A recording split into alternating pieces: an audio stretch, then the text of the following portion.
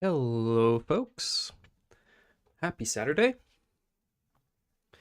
How are we getting on? Hello, folks. Let me just fix that.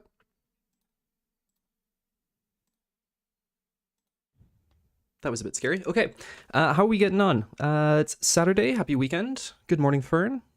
We have a lot to do today, and I think the goal for today is the stream runs until we have a playable build. I want to get something out for you guys so you can start clicking around with it. We don't have a ton of gameplay just yet, but I want to do two things in order to get this playable.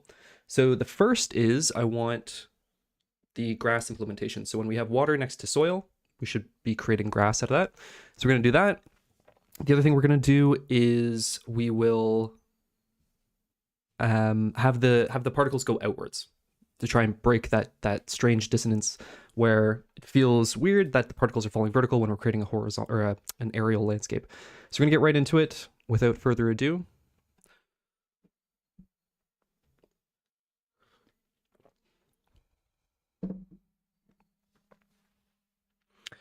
I'm bored of drawing, but drawing anyway while I listen. Nice. What is it you're drawing?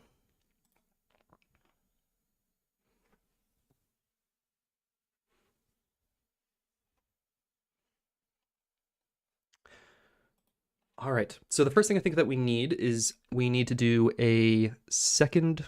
We need to write a second job that's going to run through all the particles. We can do this one in parallel. And it's going to check all of its neighbors and start creating associations between different particle pairs. Is that coffee or tea? It's tea. I'm drawing some random character reference sheets. Nice. Very cool. Okay. So we have the falling sand update job. What we're going to do is we're going to rename this to falling sand movement job. Let's give a moment for Ryder to get going here.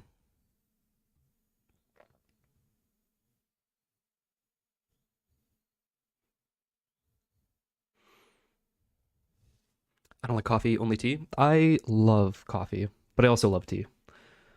I enjoy both of them. I think it's just easier to make, it's less effort to make a decent cup of tea than it is to create a decent cup of coffee, in my opinion.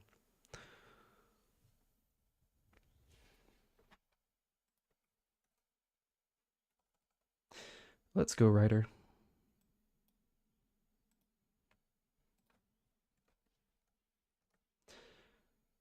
All right, let's just do this manually.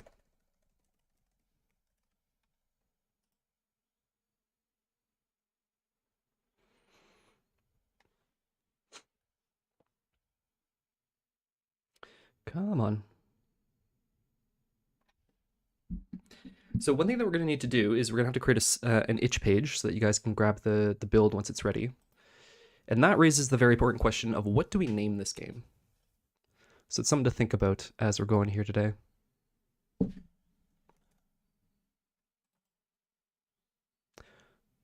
Oh, come on. So slow. Okay, so what we're going to do, the goal with this job that we're going to write is when we have sand or soil next to water, we are going to turn that soil to grass.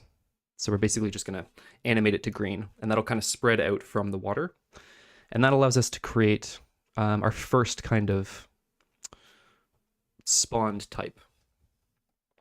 A fun game that you think that'll convince people? You think that's enough to that kind of name is enough to convince people? Oh, come on. Riders, there we go. Okay. Edit, rename.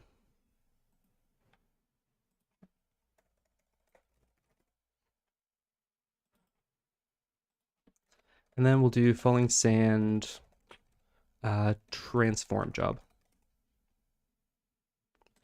Okay, this is a struct. This is a struct. It is burst compilable.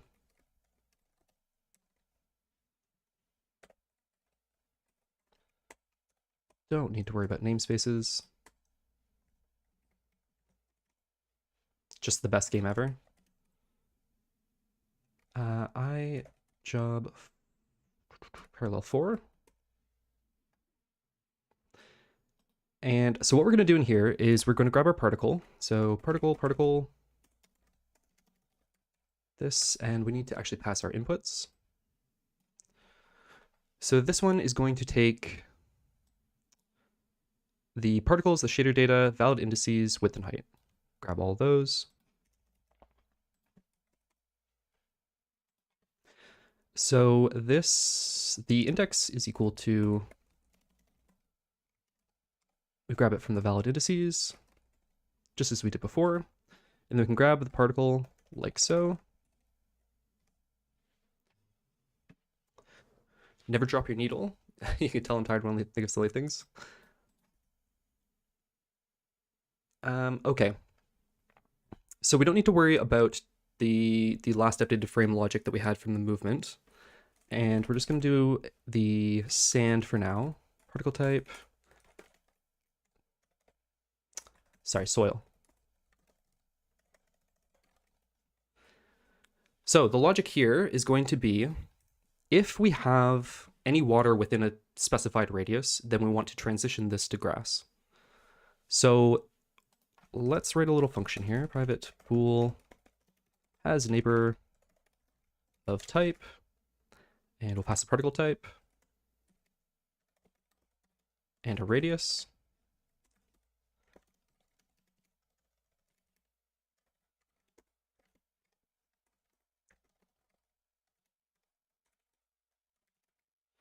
And we will, we need a position.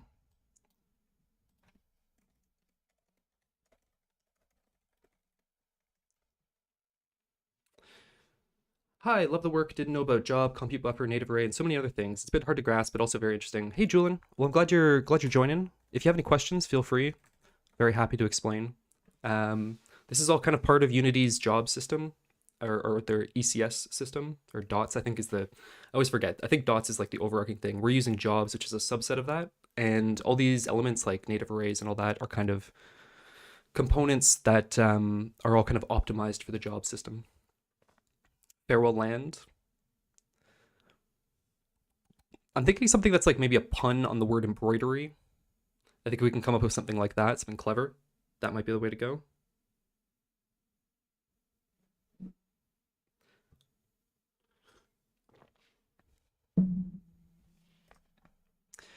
Okie doke. So we're going to check, we're going to create a check pause, check grid pause.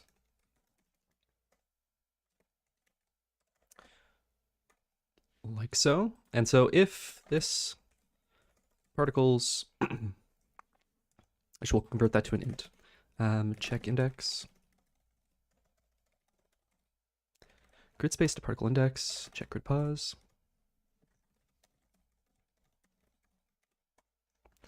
So if this particle dot type is equal to the particle type we're looking for, return true. Otherwise, we'll return false. And just to test this out real quick, what we'll do is we'll just immediately transition without an animation. So if this dot as a neighbor of type, we will pass in our grid pause.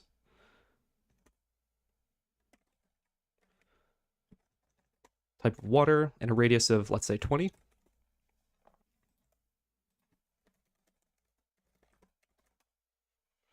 Hey, CV Hamilton.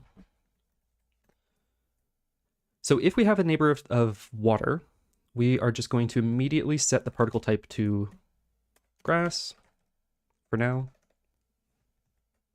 We will need to define that type.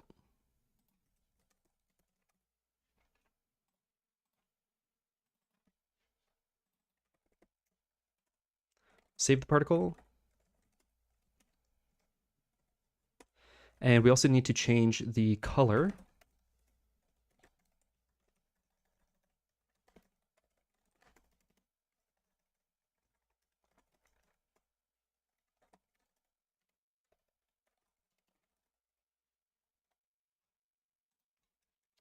Shader data dot color equals, and we have a color provider type, color mapper. So we need to pass that in as well.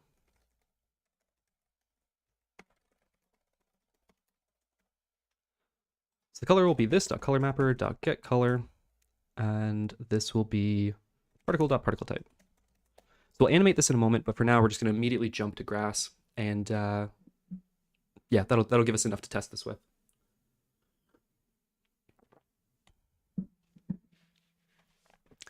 So let's update our color mapper. I still don't like this. If anyone has any better ideas for how to handle this, I would love to hear it. The tricky part is this has to be compatible with burst. So we can't use like a scriptable object or anything like that. So we just have this kind of ugly mapping here. And we have to do this. Grass color equals grass color.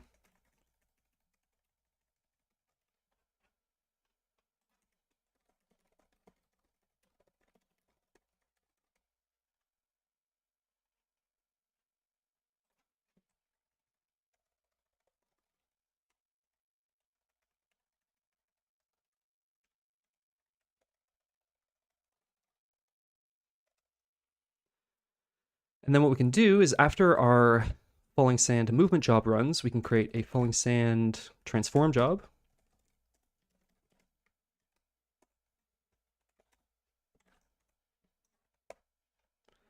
It's going to take pretty much all the same stuff, and then we'll add the color mapper.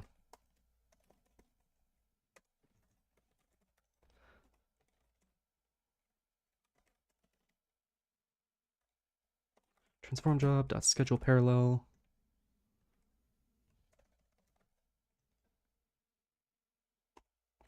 This will be valid indices dot length 64, and depends on the current job handle.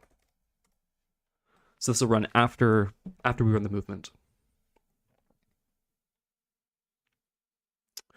Okie doke.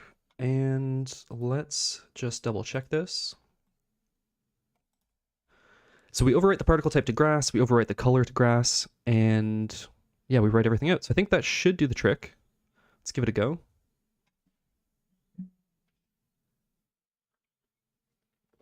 How's everyone doing today? Quiet Saturday?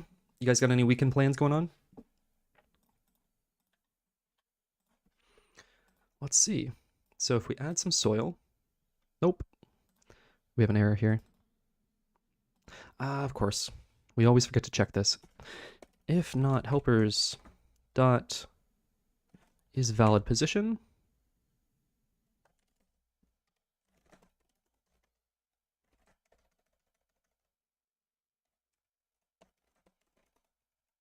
Then we continue.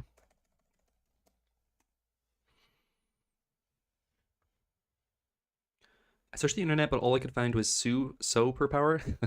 That's kind of funny. That's kind of funny. Yeah, we need a name, guys. If we're gonna make an itch page, we need at least a placeholder name. I'm thinking I would like something that's like a pun on the term embroidery. I think that could be fun. Okay, we're getting an error. Exceptions thrown from a job compiled with burst. Where is our error?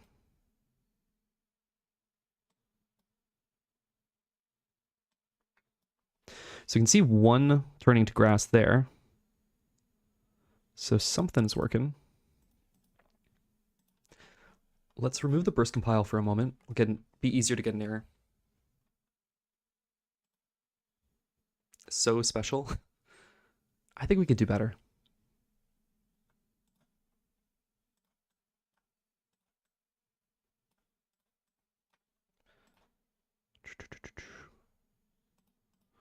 One side movement job, line 84. Oh, the movement job. Line 84.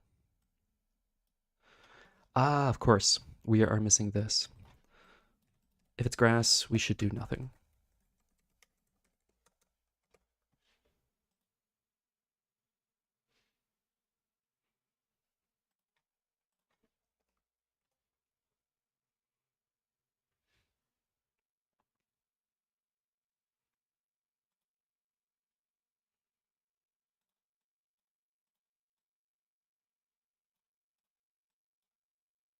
Cool. Okay, that green is very offensive, so we're gonna change that. In fact, I think we need to maybe look at a much nicer color palette. Let's maybe do that really quickly. Would be cooler? These colors are all very, very saturated, so I want something just a little softer. Yeah, something like this, actually. quite like that.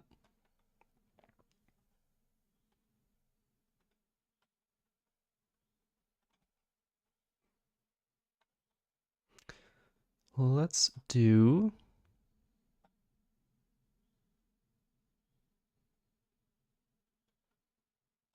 with something like this. So this can be our water.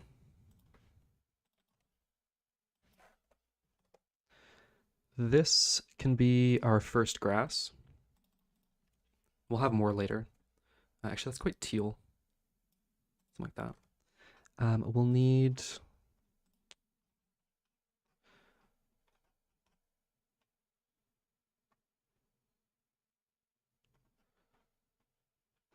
Why when you click on this, does it not give me this exact palette? It takes me to a bunch of similar palettes, but it doesn't give me that exact one. Ah, here, this works. Let's go with that. Hopefully this will be a little bit easier on the eyes.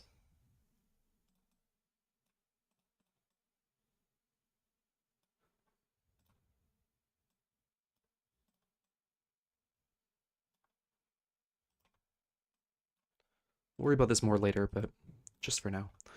Okay, so we can place water, we can place soil, and it turns to grass. We need to wait until it's actually touching. It's going way too far. And we need to animate that. So let's do that next. This doesn't work as a game title, but it's a pretty funny joke. I made a joke about embroidery, but it didn't quite seem right. Very punny.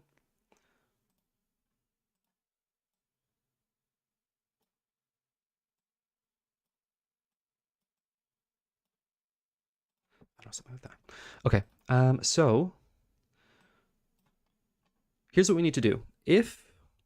First of all, this is really inefficient that we're doing such a large loop over the over all the neighboring cells. So I think what we can do is we can quickly optimize this so that if the direct neighbor is water, then we transition to grass.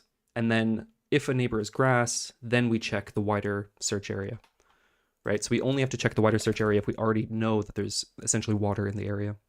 So if this dot has neighbor of type, let's do this real quick. Into grid pause.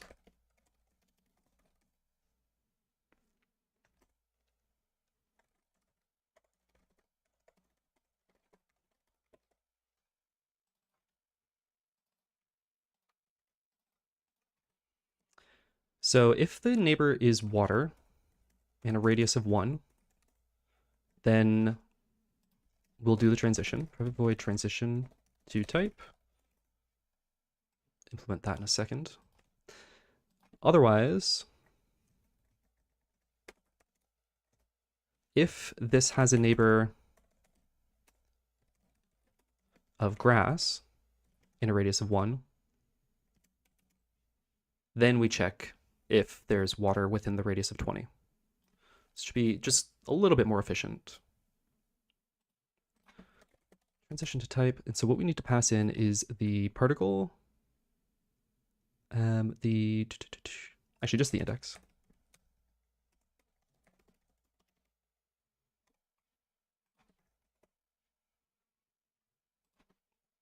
And the target type.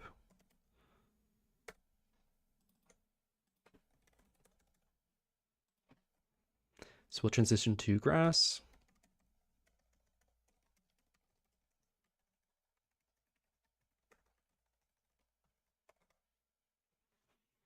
That makes sense? So if the direct neighbor is water or the neighbor's grass and then we have water in the vicinity, then we'll transition and then we'll animate this.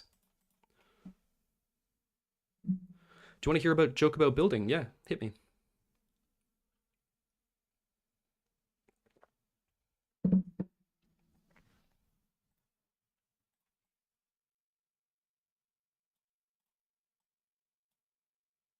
Neat. So it kind of spreads out a little bit from the water edge.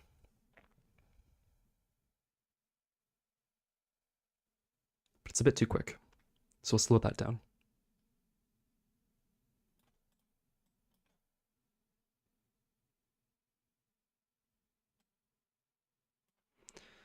So let's do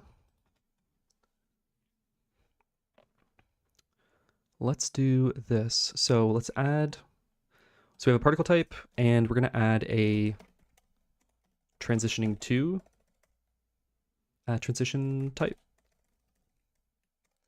and a float transition progress.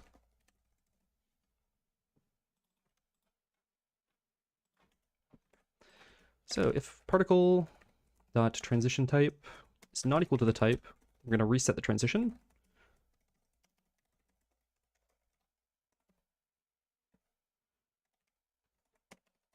Otherwise, we're going to move towards, actually, just do like this. Particle dot transition progress equals mathf move towards. So from particle dot transition type, or transition progress to 1, and we need a delta time.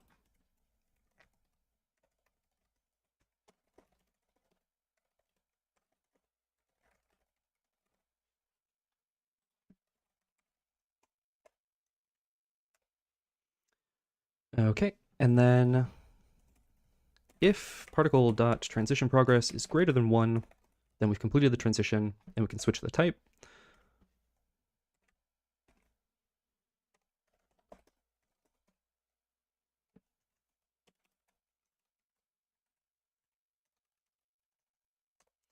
And then the color is a lerp between the two.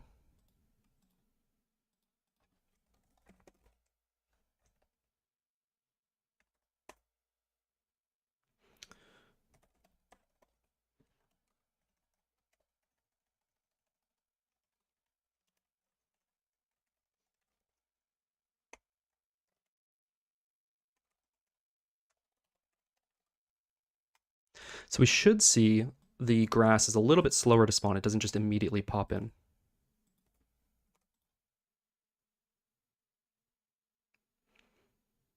Oh, of course, this is this should just be lerp.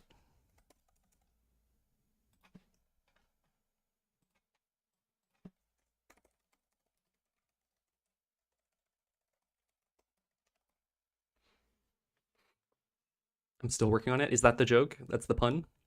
The grass don't spread infinitely. How's that possible? Because so we need to figure this out from a gameplay point of view. We have to figure out what we want to happen. But for now, I've just hard-coded a radius of 20. Otherwise, like as soon as you put 1 drop of water, all the soil on the entire grid would turn to grass. So we're only transitioning soil in a radius of 20. And I think what we could do is have a nice gradient. So it's like much greener near the water and it kind of transitions to soil further out. So that'd be one thing we can improve on. But we need to figure out kind of like gameplay wise what feels good. How far should the grass spread from the water's edge? That's the joke. Yeah, very punny. What do you say when 25% of your roof falls off? What do you say when? Give me a second. Let me think about that. What do you say when 25% of your roof falls off?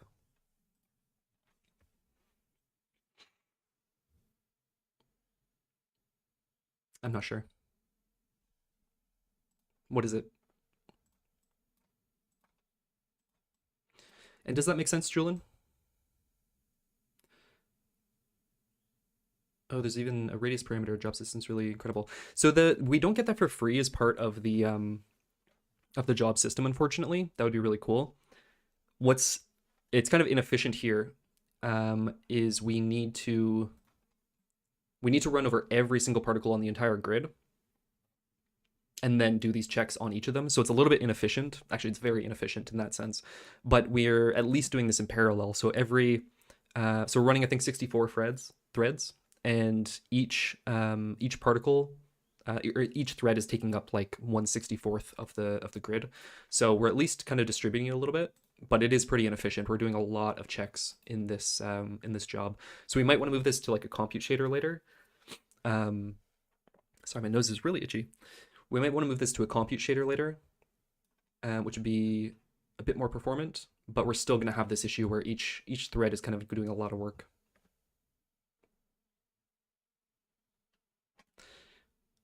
And we just need to pass in that delta time. It'll just be time.delta time. But yeah, the job system is pretty powerful. It's very bare bones. Like really all you're doing is getting this execute function, then it's up to you to do something with that. So in our case, we're doing that radius logic here, where we're checking in a given radius if any of those neighbors exist, and we're just doing from minus radius to positive radius on both the x and y axis to like find all the neighboring cells. So JAWS system's good, but it's not that good to do it for us. Okay.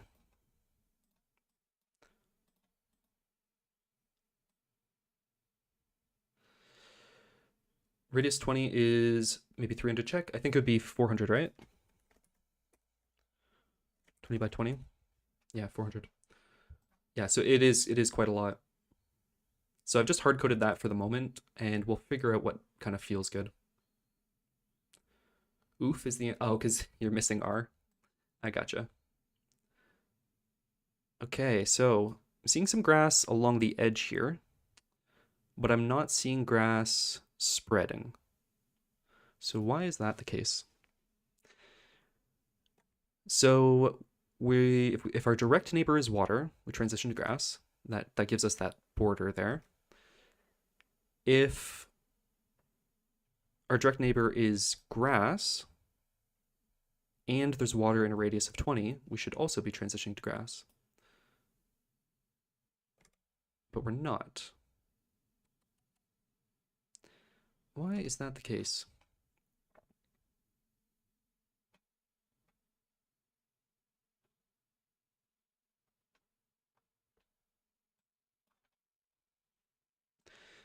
Let's just do something real quick here. Clean this up a little bit.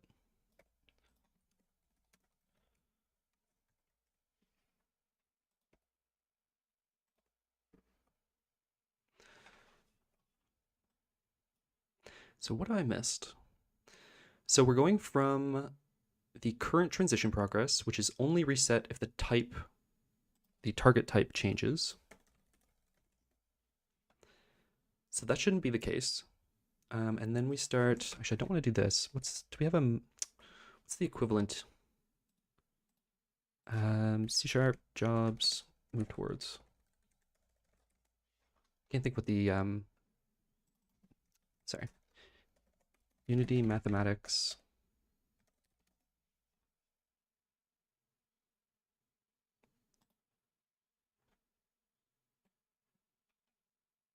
It doesn't matter. We'll leave it for now. Don't forget the error counter. I think, oh, you're right. Thank you, Anka. Thanks for the reminder. We'll tally a couple up. So for those who don't know, we're doing this game jam to raise money for charity. So it's part of the Games for the Wanes campaign, which is raising money for the Glasgow Children's Hospital. So every time I make a mistake, like that's an exception or a compile error or whatever, we're donating £2 to charity.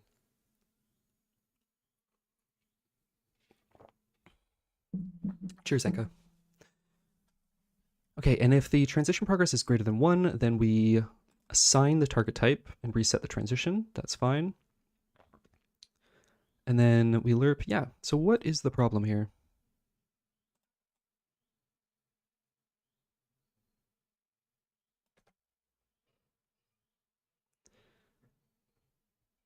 Oh, of course, we're never going to be greater than 1.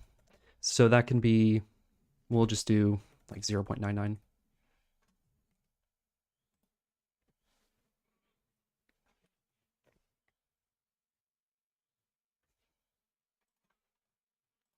All right, so we should see a nice spread of grass out from the water.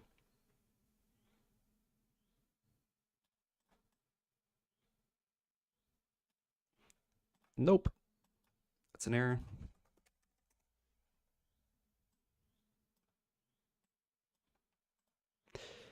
Argument out of range.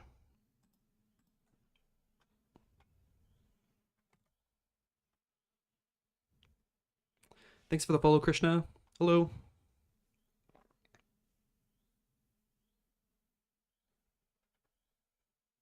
Sorry, missed that one. Hydrate. You got it.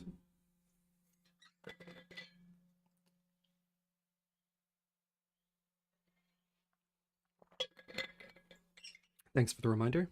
How's it going, Krishna? How's your day?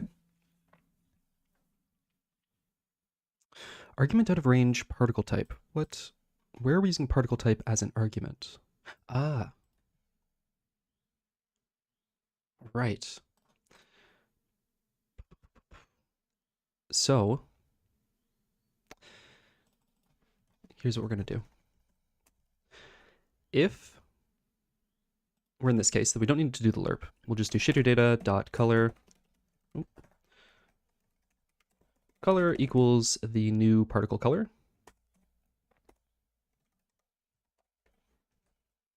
Otherwise, we'll do the lerp because we're currently lerping over a particle type that doesn't exist. Let's give that a go. What are you working on right now? I'm learning Unity just a week ago. That is... Oh, sorry, Demetrio. Did you check neighbors out of bounds? Yes, we did. Yeah. The issue here was we're assigning this particle type to 0 in the case that the transition is complete, and then we were trying to get that color with an invalid particle type. So that was the issue there. What are you working on? So we're doing this game jam where we're trying to create basically like a landscape embroidery system with falling sands particles.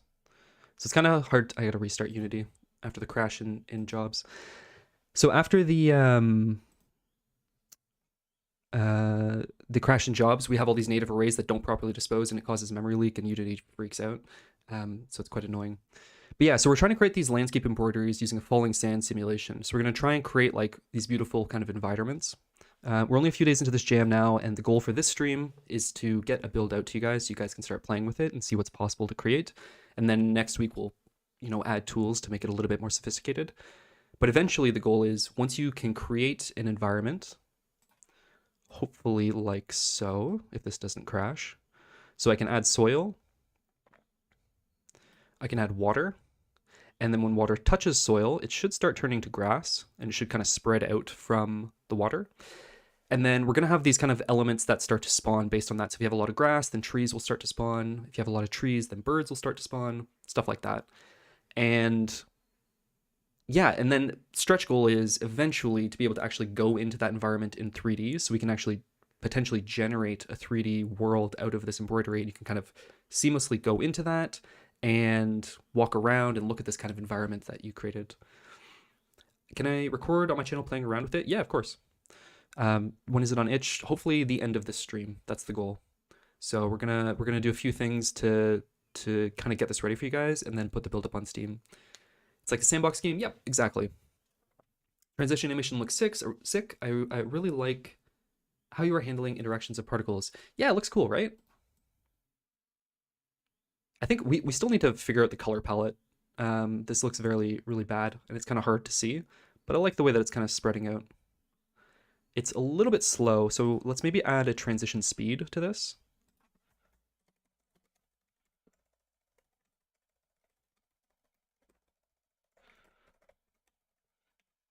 And multiply that by the delta time. And for the moment, we'll just hard code, I don't know, 3. See what that looks like. It looks so fun. Awesome. Glad to hear that.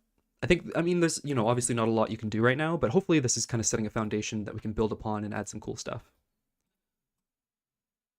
You really like the grass color? Okay, I'm glad to hear that. I think it blends in a little bit too much, like there's not enough contrast, but yeah, if you guys like it, we can keep it. There we go, that's a bit better. Spreads out a little bit faster.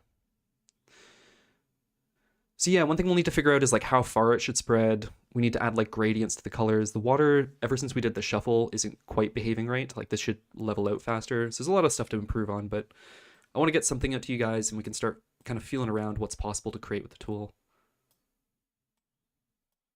rather than trying to perfect every little thing before testing it.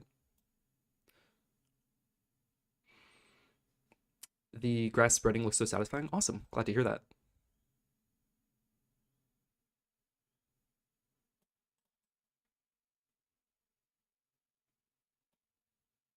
Cool. All right, so that gives us grass. So that was one of the 2 things I wanted to do today. The other thing I want to do is, we talked about this a lot, but the whole thing where we have kind of a horizontal view with gravity going from top to bottom being at odds with this being a landscape, so like a bird's eye view. I think there's a strange dissonance there, so we want to kind of break that apart. So Before we make any major changes here, let me just commit this. Grass from water and soil.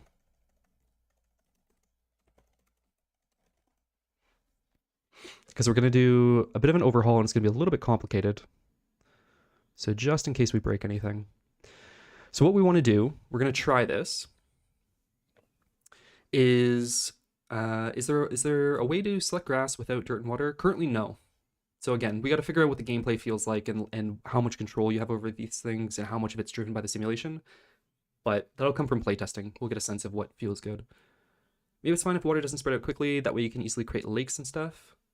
Yeah, I'm kind of fine with that, but I think the way that it kind of sits lopsided is just a bit weird. It doesn't feel the best. Anyway, so what we're going to try and do is rather than everything falling to the bottom, gravity will kind of push outwards. So the particles will move to the nearest edge of the canvas, essentially. So like if I spawn dirt here, rather than falling down, it will fall like to this border. And if I spawn it here, it'll fall to this border, and you know what I mean? And hopefully that'll kind of break this like vertical kind of association, so that it'll feel a bit more like a bird's eye view. So that's the goal. Let's give that a go. So in the falling sand movement job, we need to basically modify the gravity based on the current position of the pixel, or of the particle. So where are we? So here we're kind of like hard coding gravity as always being down. So down now needs to be relative. So if we take the grid position, if we check the, yeah, here, let's do this. So into gravity equals default gravity.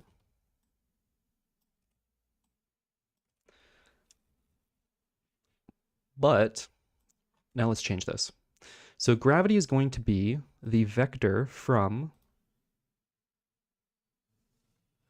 the current position to the center. So if we get the UV, I'm just thinking out loud, guys. If we get the UV of a particle, so say it's here, so this would be like 0.25, 0.25 or something, and we get the vector of the center, so 0.5, 0.5, and we take the difference of those, that should give us a vector that basically points to center, and then we invert that and it points away from center, and that's our gravity, I think. Hopefully that makes sense. So let's do this. Gravity equals helpers dot grid space to UV space, grid pause, this width, this height, and we'll take the difference of that and center of UV, normalize that.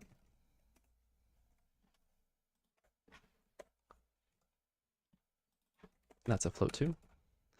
And now here's the complicated part, is that currently we're always moving an even number of frames. We can always move down one frame or to the side one frame. Sorry, not frame, cell. We can always move in units of one cell. Now we're going to have fractional because we have floats to deal with. So I think what we need to do is kind of keep track of the movement, and yeah, that's going to be the tricky part of this. So let's work that out.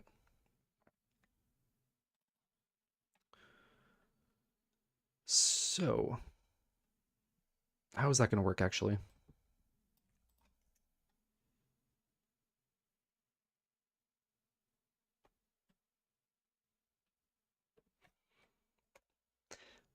Let's do this. In our particle, let's add a public float to, it's not velocity, but it's like the kind of pending movement.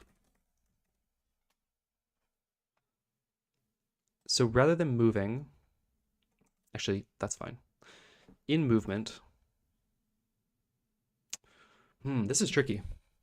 I'm actually not sure how this is going to work.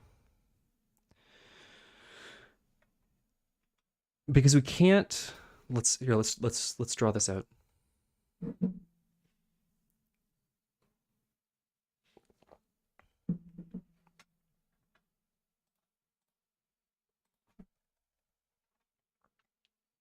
So currently,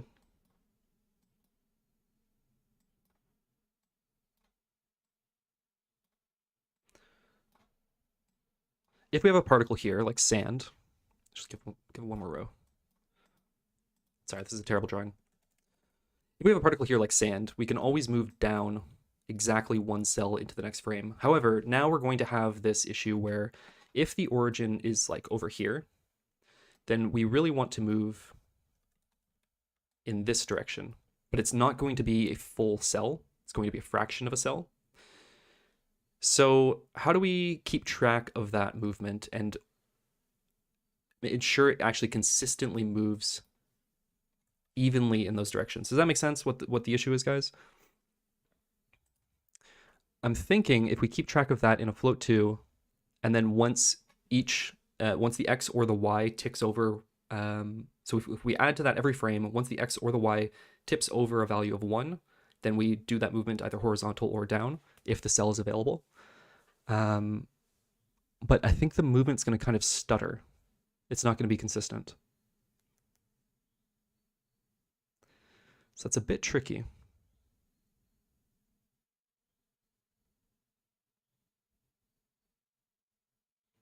It's a bit tricky. The alternative is we do what was suggested by Six the other day, is rather than always moving outwards, we can just rotate the canvas, and then gravity is still always down relative to the current direction of the canvas.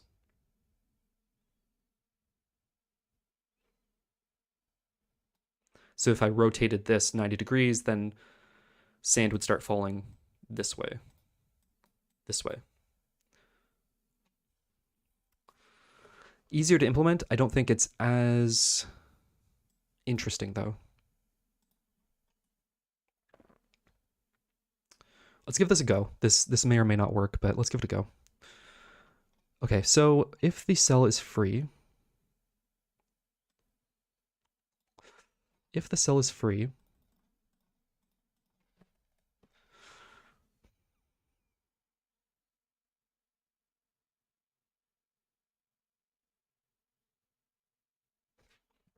do this. So, actually, I'm kind of stumped on this. I don't think this is going to work. At least not easily.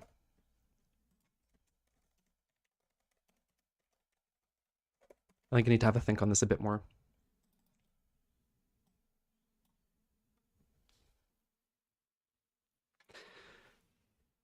It's not terrible. It's amazing. Not to mention, not to me, but then I was lost ever since I started watching. Since I'm not any good with computers. Fair enough. Well, thank you for being here. It's probably gonna be some vector math in this. There definitely is.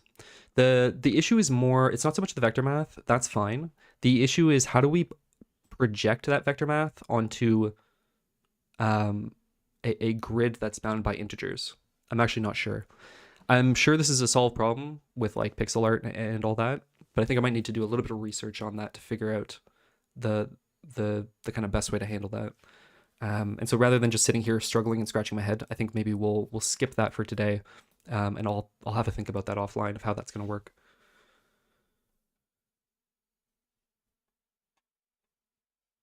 So let's do this. Let's run a build now.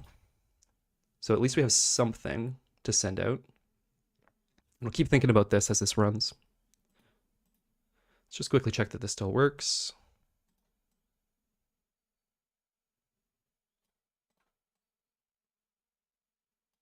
Yeah, cool. That works. Okay, let's run a build real quick.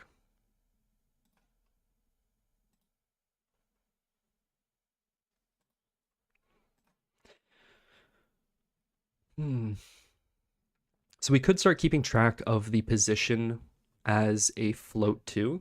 So tracking its actual like real position as a float too, and then basically placing it in the available, like only actually moving it into a cell once it's like fully moved, right? So we're kind of similar to the transition. We're tracking its progress from one cell to the next, but we don't actually move it until it's completed the full distance. Can't use a line algorithm like those used in pixel art problems. Like you could have it generate a line between the current grid position and wherever you want to go. Yeah, generating the line. Yeah, so we could do that. That's okay. But then it's it's just how do we know to move it? Like when it's basically done moving, and what happens if that cell becomes occupied while we're mid transition into it? Do we just reset it, or how does that work? Um, but yeah, I think looking at pixel art and how people solve it in that is probably the way to go, because I'm sure this is something that people have come across and solved before. That is an error.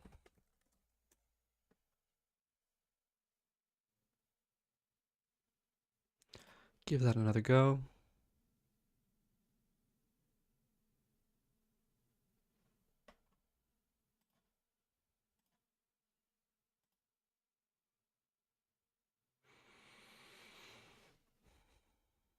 So I'll send this out, and then we'll actually we'll have to create an itch page. We'll create an itch page. We'll send this out, and then I'll keep thinking about this, and we'll give it a couple tries. And if we're not making any progress, then maybe I'll do some research offline. Okay, how do I create a project on itch? I haven't done this in ages. Upload new project. All right, we need a name, guys. This is the hardest part. The hardest part of any game is naming it. I'm just going to be really lazy and call it embroidery for now, but I'm counting on you guys to come up with something better. This game, downloadable, yep. No payments.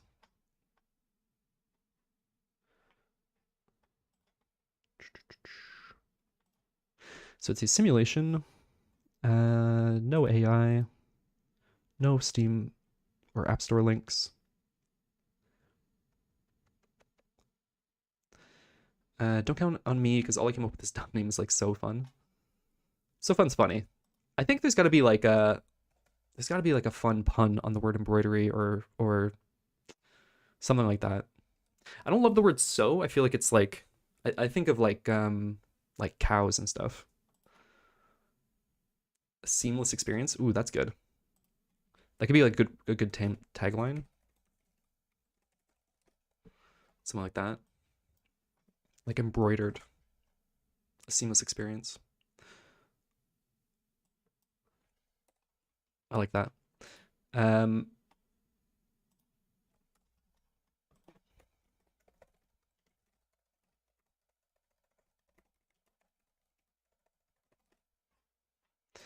okay, let's upload this. Actually, let's test it.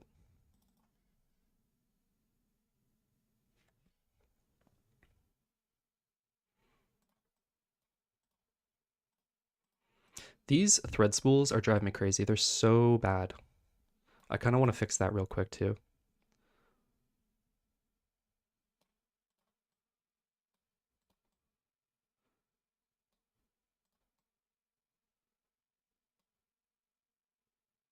Cool.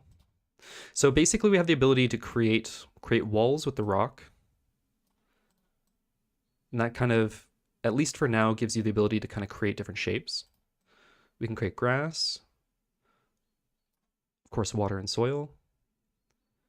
So I'm curious if you guys are able to kind of make anything interesting out of this. I think it's still very primitive, but it'd be cool to see if you guys are able to. I'd love to see on the Discord or wherever you can get a hold of me. But let's upload this. Actually, we need to create a zip. Need that. All of these.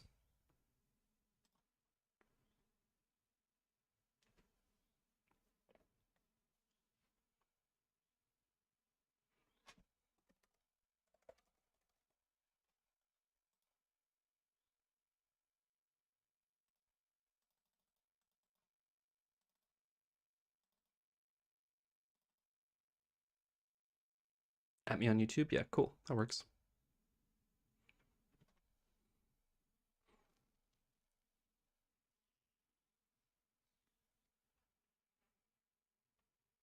So yeah, the two things we're trying to figure out of this is, first of all, does the game run at 60 frames per second? Oh, actually, you know what? There's something we need to do. I want to make sure that the frame rate's working. So there's a great tool called Graphy, which is a really easy way, not in that. It's a really easy way to get a frame rate counter. It could do some actually really cool stuff, but I just care about the frame rate counter. So let's quickly add this.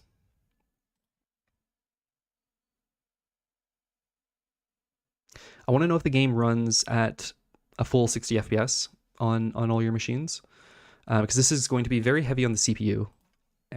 So it's possible that on kind of a lower powered machine, it might struggle a bit. And the second thing is that I want to know if you guys are able to create anything interesting with it, and where we feel there's kind of like pain points. So I don't want the full graph mode. I just want a very small frame rate counter. Light, top right, FPS basic. Let's do that. I don't want all the RAM and everything. Off, off.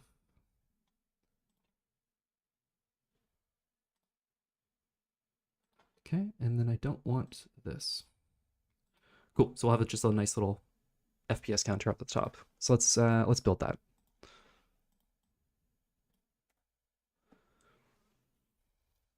I'll have a look on Henry the Potato to see if it works on him too. Perfect. Yeah, if you guys have any low-powered machines, it'd be great to know. Raft has the exact same FPS thing in the corner. Oh, that's funny. Like same colors and everything. I wonder, is Raft made in Unity? Unity. Ah, interesting. So maybe they are using that exact tool. All right, let's build that.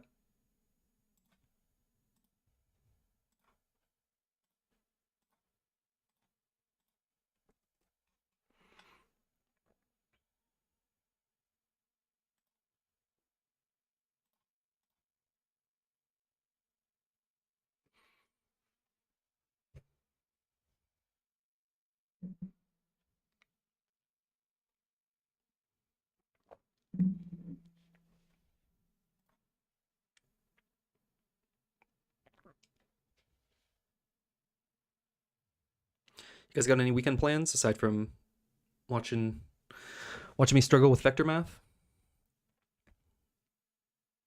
I'll have a look on Tuffers first. Cool. Yeah, I think on any kind of relatively modern PC, it should be okay. We're not doing anything too crazy, and like I said, it's going to be more about the CPU than the GPU. Like the GPU load is very minimal. But if you have a decent CPU, it should be fine. But you never know. What I'm kind of curious, I could run it on the Switch, and I'm kind of curious how that would handle it.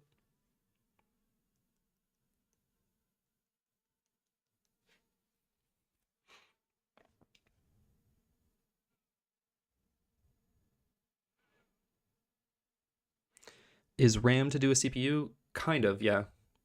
We're not using a ton of memory, but like your memory speed could potentially be a factor, especially getting very technical on this, especially with the way that we're shuffling the array. That's going to remove a lot of like kind of general memory optimizations.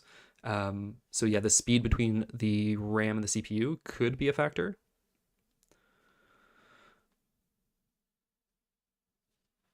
But the memory size shouldn't be. Like the amount of memory we're using is very, very small.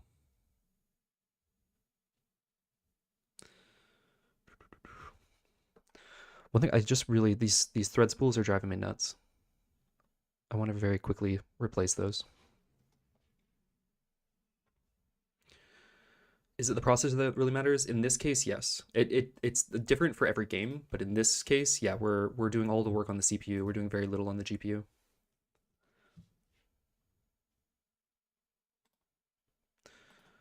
Let's pop this open.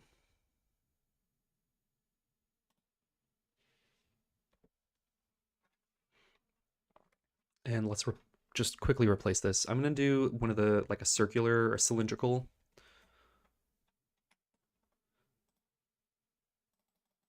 Let's go like 64. Shade smooth.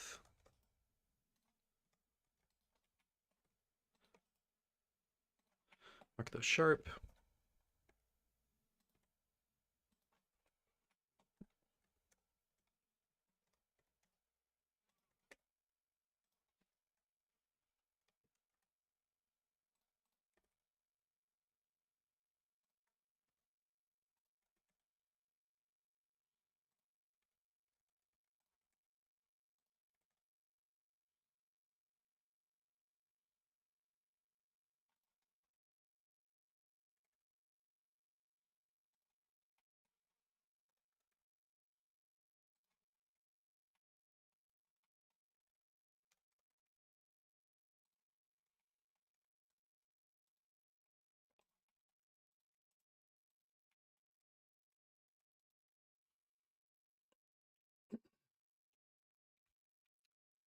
And this guy, we want to assign that, and then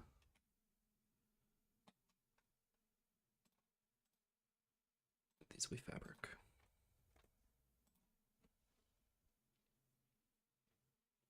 The feature says the processor is Intel Core i5, so does Henry the Potato.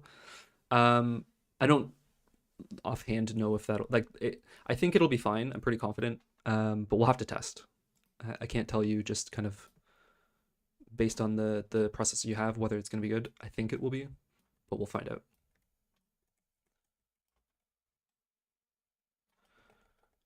So we did something like this.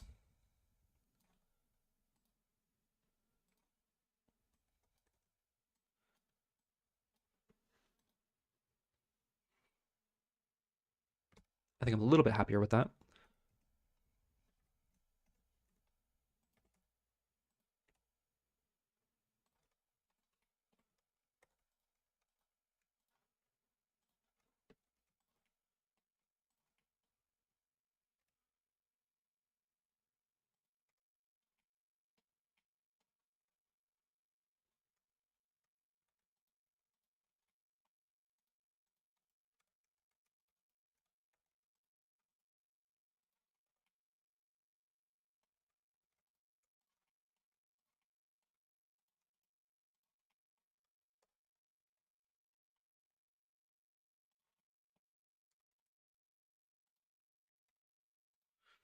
Okay, and let's get rid of these guys. What are they called? Spools? Cardboard fabric, cool. Spool and fabric. Spool.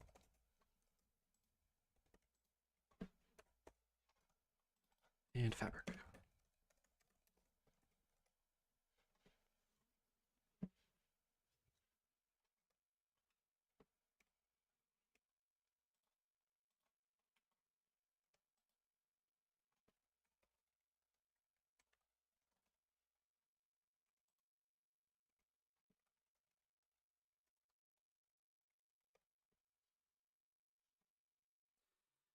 On Henry the Potato, to be honest, I kind of doubt it. He's got specifications of a potato. So my hope is that a potato can run this, but yeah, we'll have to see. I could definitely be wrong. Lucas, hey, how's it going? Happy Saturday. I don't like that this is... The origin is kind of floating on us. And I think we have some baked lighting. Yeah, there we go. Okay, and then let's rotate all these.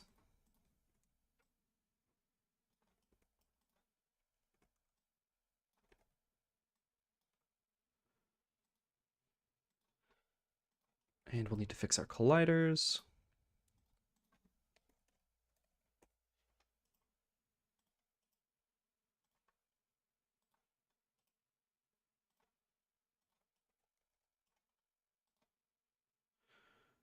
That's a little bit better.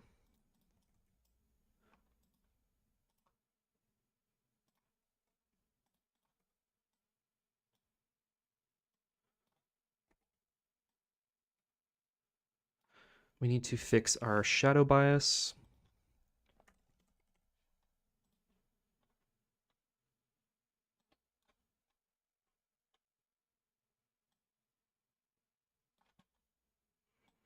Cool.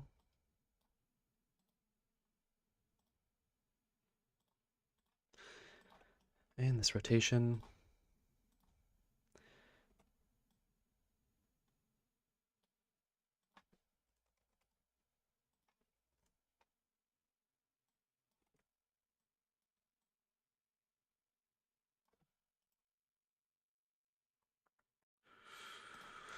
Okay.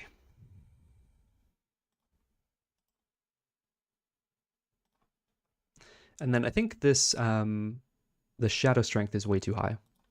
The shadows are very intense. Let's lower that down quite a bit. Move these a little bit more into view.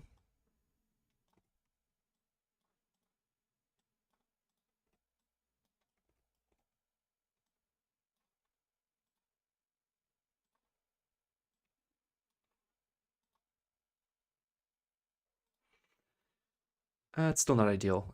This cardboard looks terrible.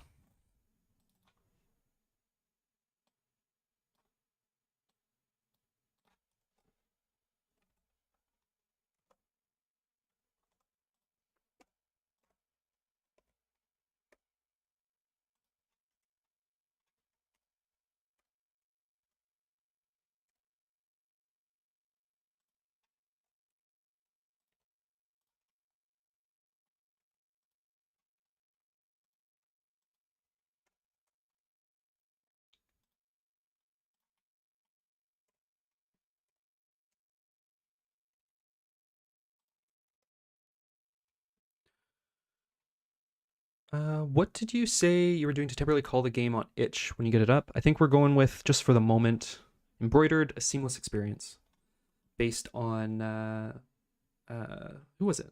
Anka. Anka's suggestion. Definitely a working name. We can definitely, I think we can do better. But for now, I've had the blue screen of death on Tuffers before. Ironically, considering he's a gaming computer, I got it just by using the internet somehow. I mean, blue screen of death is just unavoidable on Windows. Eventually, it hits us all. Those look so much better. It's progress. I think there's a lot of room for improvement, and the shadows in particular are quite intense.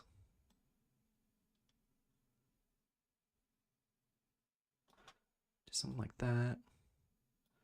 And like that is all very, very dark. We'll mess with it more.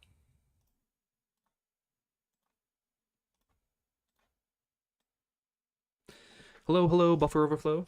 How's it going? Happy Saturday. I also feel like there's like a weird perspective here. It feels like we're like looking too far over. We're at 90 degrees.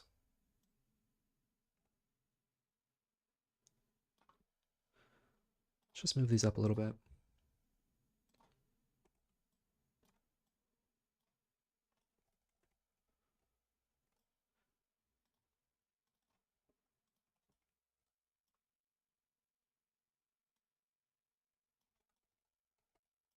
What if we get rid of normals or bring it down very, very low?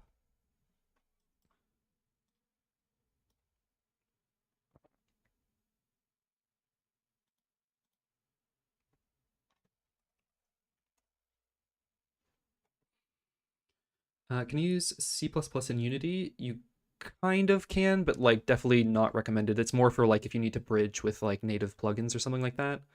It's not something you traditionally do. And like I think someone, I don't know if this is kept up to date, but someone's kind of created a mapping, I think, with C++, so you can technically do it, um, and interface with all the Unity APIs, but it's definitely not the recommended way to go, and it's not a supported route. Everything's intended to be done in C Sharp.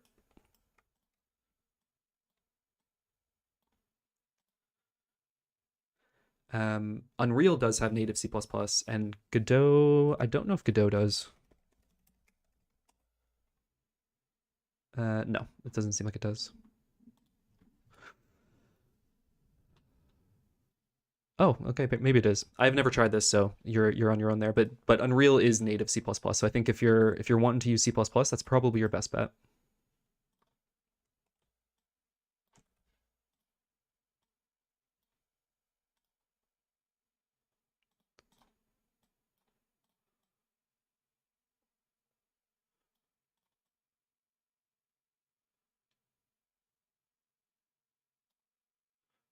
Neat. Okay, enough messing around. Let's just send this out.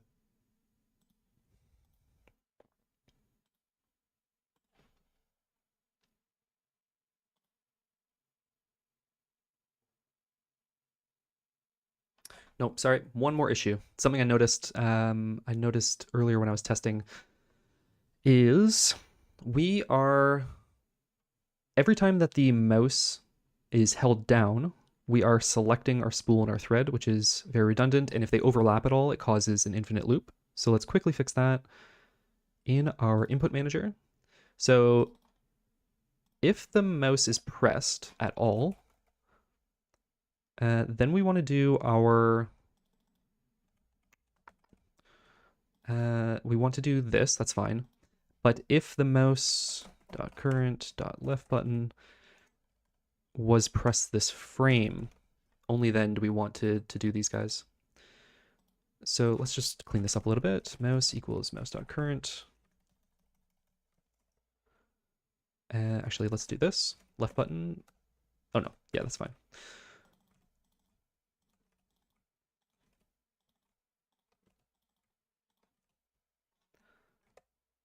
So that should mean that we only select the thread in the spool when you actually click on it.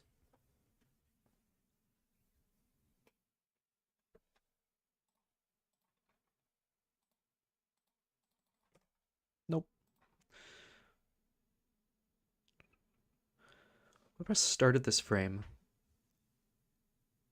Is this always coming in false or something?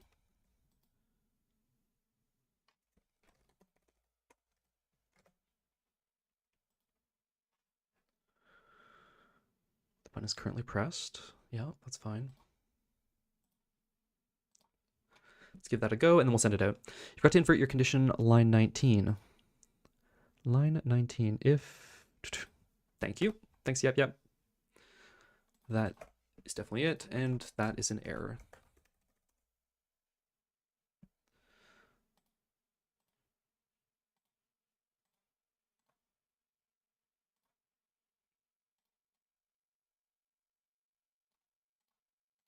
Cool, and if I click and then drag over, it doesn't select it anymore.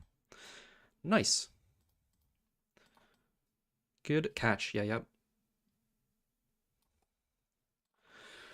Okay, let's send this out, and then start thinking about that vector issue. So to recap, while that builds, the issue that we're considering here is if we have a grid of cells,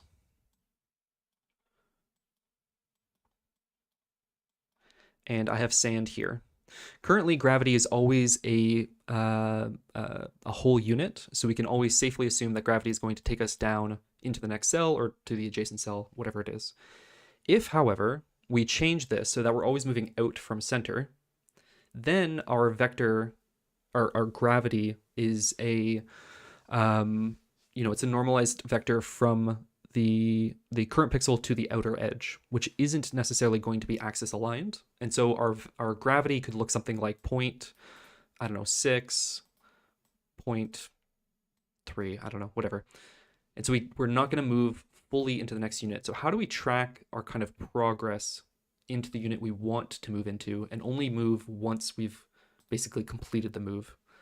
I think the kind of general logic is we keep track of the actual position as a float, and then we assign ourselves to the cell that fully matches that. So we essentially only move once the translation is complete.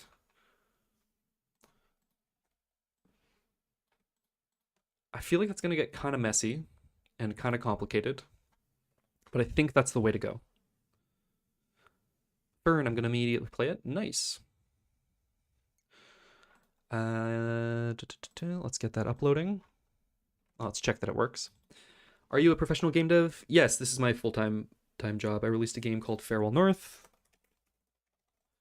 last year, and released on PC, Mac, Xbox, Switch, and PlayStation 5. And luckily, it's done well enough that I get to do this as a career and keep going with it. This game that we're working on here is for a game jam, though. This is we're just kind of messing around, having fun.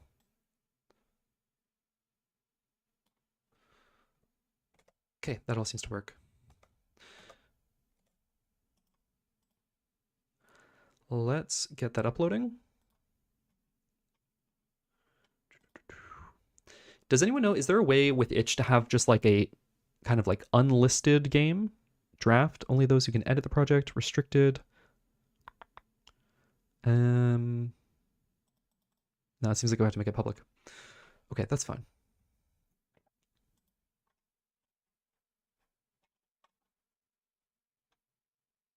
So this is a, executable for Windows. Let's go embroidery. Start out 1. And we'll do all this stuff later. So let's save that.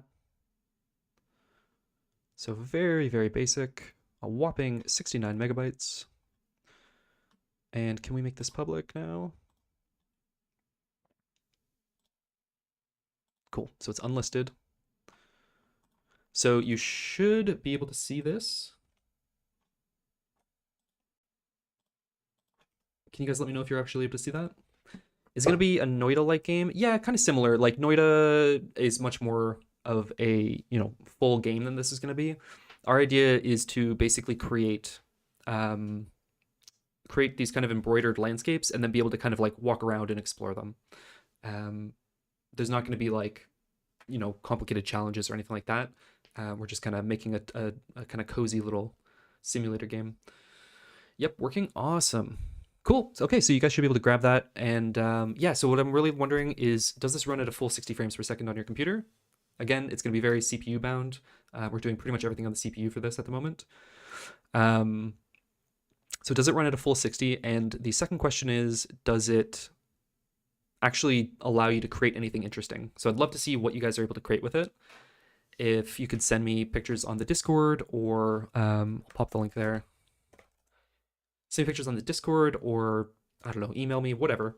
I just want to know if you're actually able to create anything interesting with this and where the kind of pain points are, and then we can build on that in next week's streams.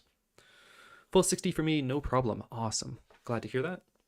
How would you rate your computer? Do you have a beast, or do you have like a toaster?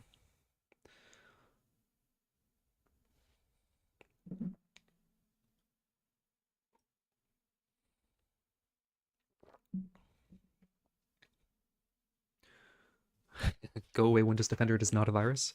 I promise you it is not a virus. It is not going to mine crypto or anything like that. Right. So I want to have a go at this vector movement, but I'm not certain we're actually going to get it working. So let's go into our movement job. So let's do this. Particle. So what we need is kind of a true position, a real position, for lack of a better word. 60 FPS, awesome. Glad to hear that. Very glad to hear that. We can also experiment, not going to do it now, but we can experiment with larger grid sizes and kind of see where the breaking point is. So how big can we kind of push the grid before it starts to become a bottleneck? Right now we're doing 200 by 200, so I think that's 40,000. 200 by 200. Yeah, 40,000 cells. We're updating those twice every frame. Also 60, but I have a beast. Cool. Awesome. So I would definitely expect that to run smoothly. So if this does become a problem, there's definitely some stuff we can do, but there's no need to optimize it if it's, there's no need to prioritize optimizing it if it's running fine. So glad to hear that. Okay, so we have we're gonna start having our real position, which will be a float, and then we'll assign ourselves to the cell that matches the real position once we've completed the movement. So our gravity is now going to be float to gravity. This is the vector, the normalized vector from the UV, the center. So float to 0.5.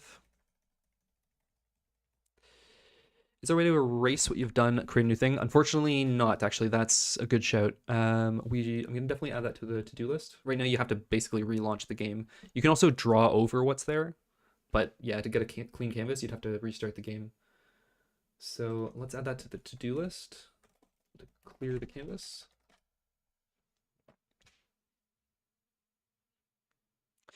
I like Lycia particle gameplay performs well under Unity dots. What is...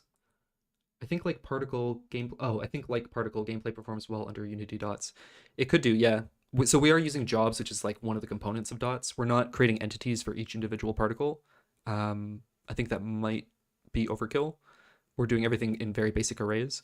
The only thing that we're doing that's like kind of killing there's two things we're doing that are kind of killing performance or would be things I would look to improve on performance. So one is we're shuffling the order of the particles as we update them. Sorry, we shuffle the order of the particles at the start and then we update them, which means we're not going through the array in a linear order. So you lose a lot of kind of memory cache optimizations in that case, where we're kind of jumping around in the array, which means there's a lot of transitioning of data back and forth from like the L1 cache. The other thing that we're doing is the main movement job is running sequentially. It's not running in parallel. I'm not sure how we would be able to do it in parallel without introducing a lock, and that would kind of defeat the purpose anyways, because the logic is very simple. We'd pretty much be locked the entire time. So yeah, we have to do the movement job sequentially, and then we can do the transform, which is actually transitioning from like soil to grass. We can do that in parallel at least. So those are kind of two things that jump out as like kind of quick wins if we could solve them. All right, so gravity, so this is gonna be in 2. Sorry, so this is the vector from the center minus the current position. Helpers dot, what is that? Grid space to UV space. Grid pause, yeah, wood height. Okay, so that gives us the vector from the center of the screen to the outer edge. Oop. Oh, of course. I don't care about that for the moment. So it gives us the vector, or the direction, from the current particle to the outer edge. So if a particle's here, it'll give us the vector, or the direction to that boundary. And so we'll fall outwards. Next, we need to do... See, this is the tricky part though. We need to check that a particle or a cell is available, and we need to check the whole, the actual cell. It can't be a partial cell, right? So this is where things start to get a little tricky. So we need to basically round it in the direction that we're trying to move. So if we're trying to go this way, we need to basically round to this cell. If we're trying to go this way, we need to round to this cell. So how do we go about that?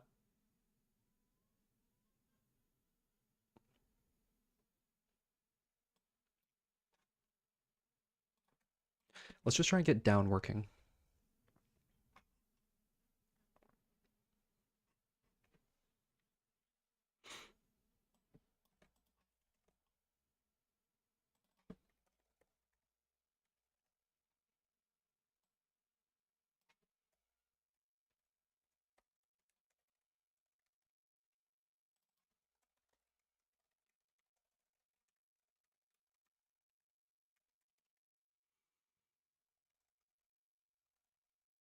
Just round it for now. This isn't going to work, but it gives us something to start with.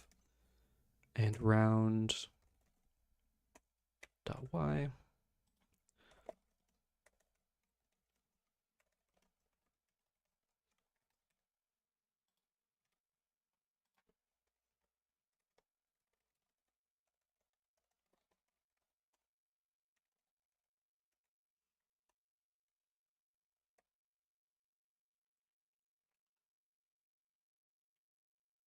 And then the movement is now also going to go... This is going to change a little bit. So what we're going to do here...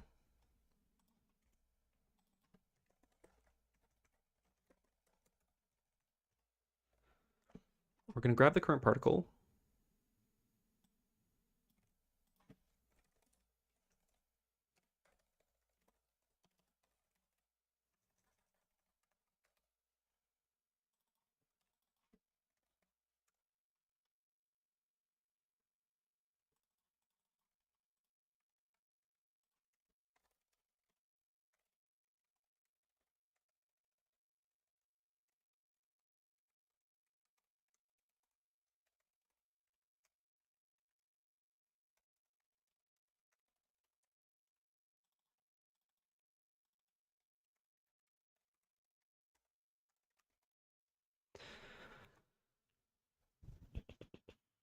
Guys, I don't know if this is gonna work.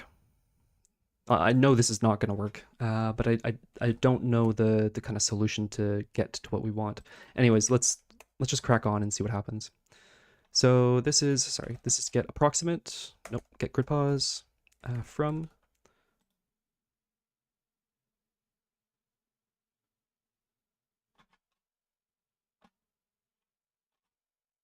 Get grid pause. Oh, yeah, this is helpers dot grid space to particle index.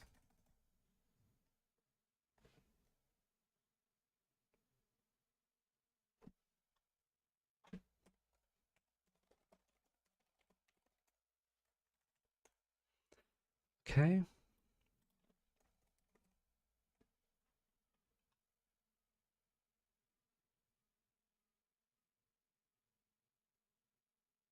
You just tag me.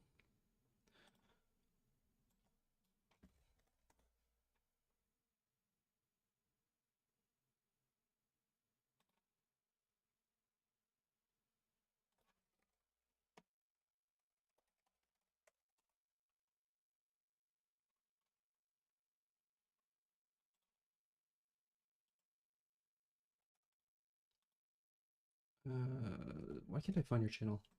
Fern Wild Animal Farm.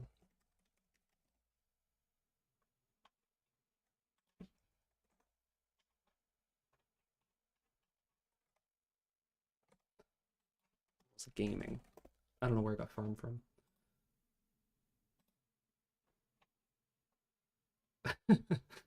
uh, yeah, I don't know. I don't know what that is. Not exactly an aerial landscape, indeed. Okay, let's guys. Anyone have any ideas on this? does the problem make sense? Does everyone understand what the issue is that we're trying to solve here? So let's actually.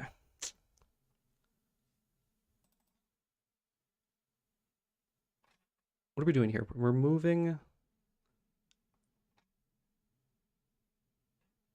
Let's comment this out for a moment. Focus just on the downward case. So we're moving from grid pause to the direction we've checked. But let's just actually.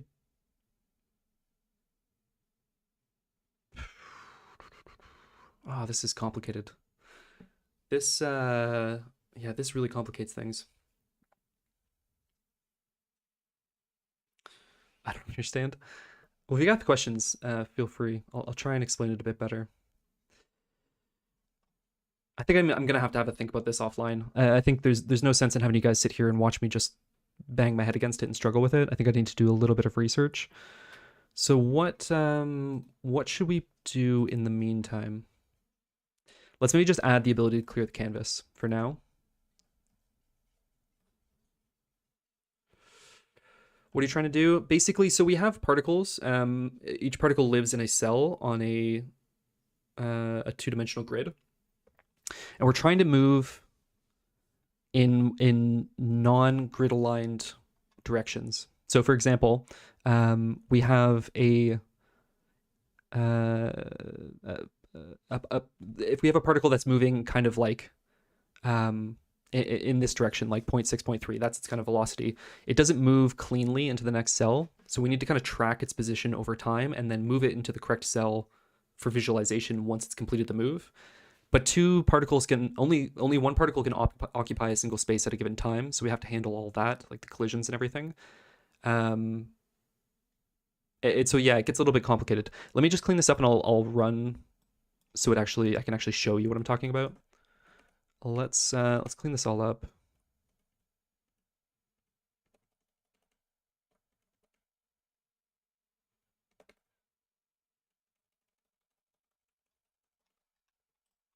You know what? Let's just do this.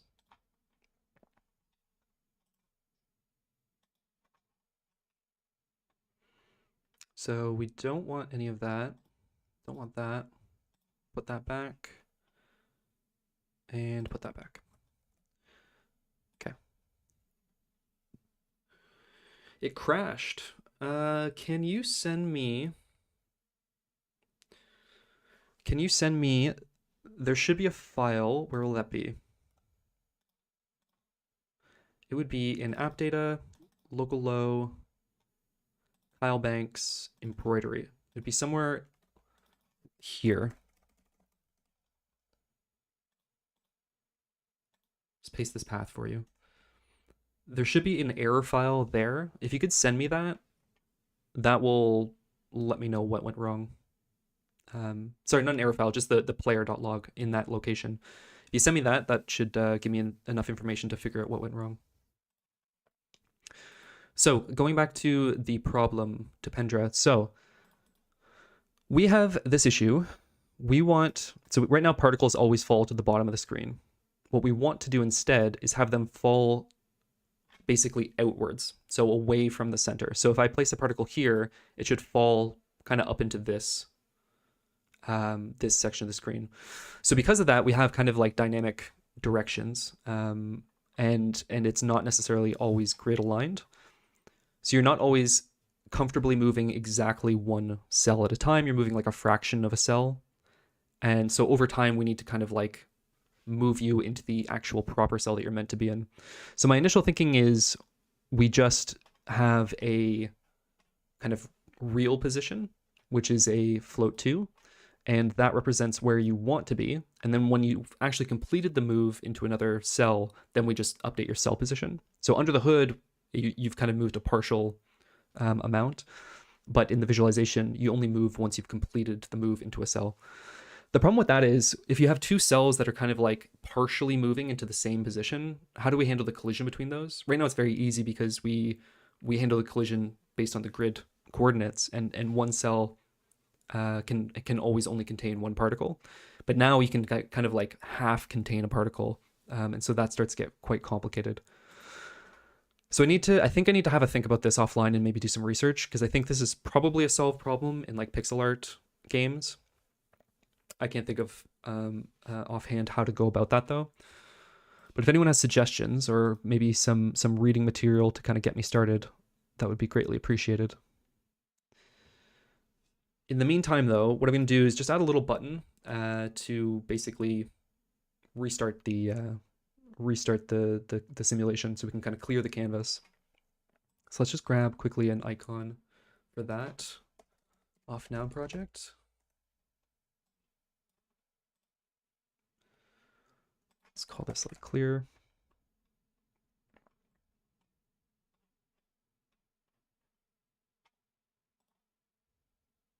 This one's nice.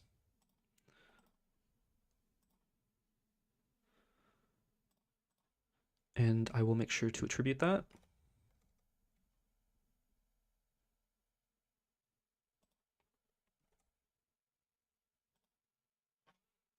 Where is the... You must attribute the artist. Insert the link below. Where's the link below? Ah, there. I'm blind.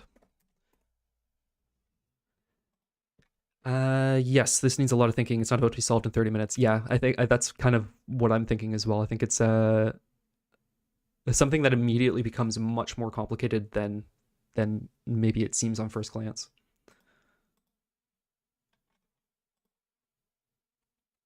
I can't seem to find it. I've had to try to find these kind of files twice before for WolfQuest and Animal Shelter devs. I've not been able to find it both times. The issue you're probably running into is if you go to your home directory, so like c/users/your username, you're probably not seeing the app data folder. Is that the issue?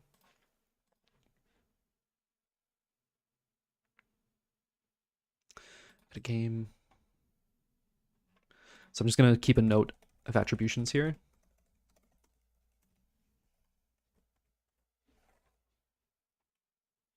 Save that. Okay, so if you can't see that, try just pasting it into here. So my username is bank, so I would do bank/appdata. And then that should take you there. And then you can follow the rest of the path. So let's save that. Okay, let's add a UI layer here. It's canvas. Make sure that scales with the screen size, 1920 by 1080.5. Cool, cool, cool. And then let's get this going. Create folder icons.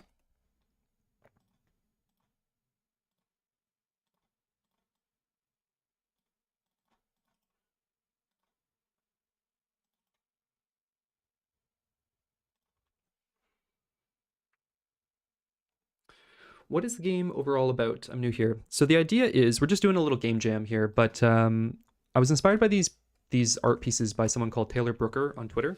She creates these incredible landscape embroideries. And so what I was thinking is, what if we kind of create a tool where you can create these embroidery landscapes kind of from an aerial view using a falling sand simulation, so similar to something like Noida or like classic old falling sand games. So you work with raw materials like soil and water, and then so if I place some soil, let's go a bit bigger here. Sorry, that's water. I place some water, and then I place soil. Where they combine, we create grass, and then the idea is to eventually get to a point where we also then kind of create a 3D environment out of this. So if you have a lot of grass, then we start to have trees appear and birds appear and stuff like that. And then ultimately, you can transition into that environment. It'll be fully 3D, and you can walk around and kind of look around. So you can basically just create these kind of like interesting landscapes and then kind of go explore them. Going back to specifically this issue of like why I want, rather than everything always falling down, I want it to fall outwards. We have this issue right now where, because we're looking at this and we're seeing gravity fall from the top to bottom, mentally it's very hard to associate this with an aerial point of view, right? It feels like it's more of like a side scroller or a platformer or whatever, where we're looking at it kind of head on. But I want the player to understand that this is a landscape. It's an aerial view. So we're trying to think of different ways to kind of build that association, or more accurately, I guess, to disassociate from the kind of traditional view that it kind of comes across as.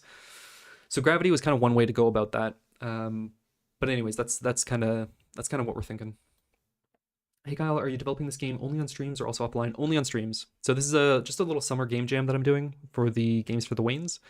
And yeah, only working on this on stream and only with you guys. So I'm not touching it at all when I'm offline. It just said Windows can't find it, and to check the spelling and try again. All right, I'm not sure. You can also look at Windows show hidden folders. If you follow this, then this should reveal hidden folders, and you should be able to see the app data, but I'm surprised that Windows is saying it can't find it.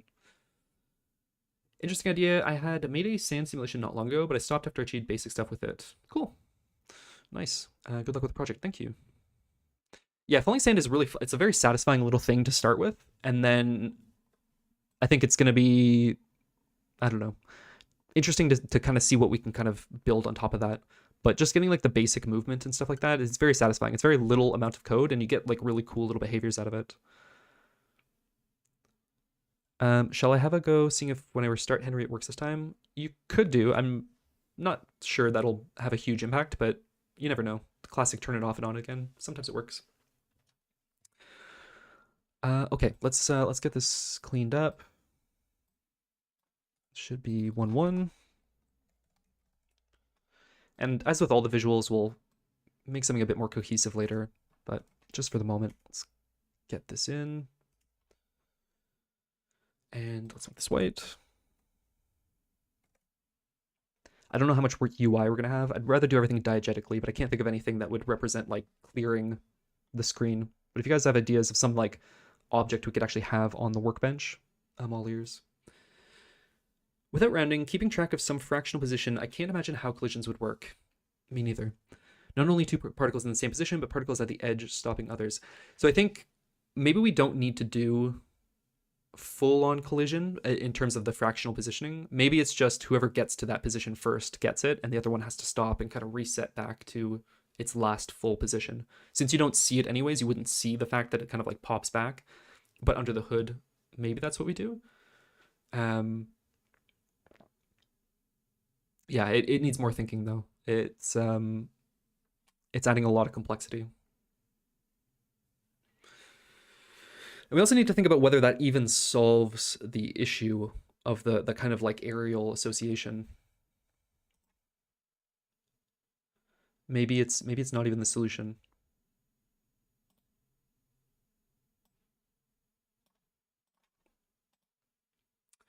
Sprite.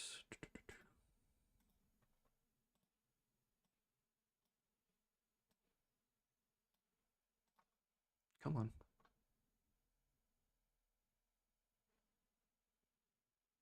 Oh. So one, I'm on my name dash personal. Should I be able to see app data? I've turned on showing. You should, yeah. I think app data should be available for everyone in your user directory.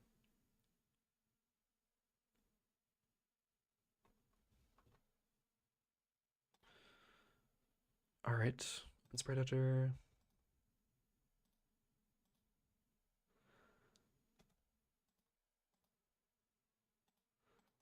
I just want to do the whole thing. Okay, thanks. Apply. Don't care about that. Don't care about that. Remove that. Oh, come on. You can tell I do not work with 2D often. Yeah, slice. That's all I want.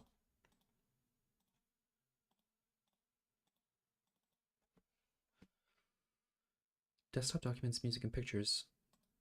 Yeah, sorry, Fern. I'm not sure why it's not showing up then.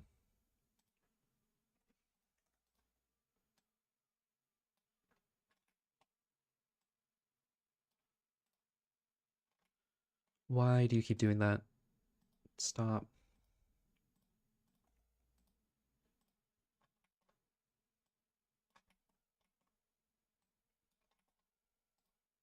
Thank you. Okay, so now we can pop that on there. And we'll just put that in the bottom left for the moment.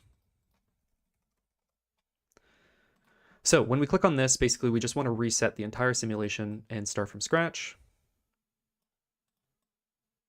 But I would love to have something that's a bit more diegetic. So if you guys have any ideas for something that can actually be on the table that kind of symbolizes cleaning up, I would love to hear. Okay, let's add a button to this. And then on click, we will add a function to the falling sand simulation.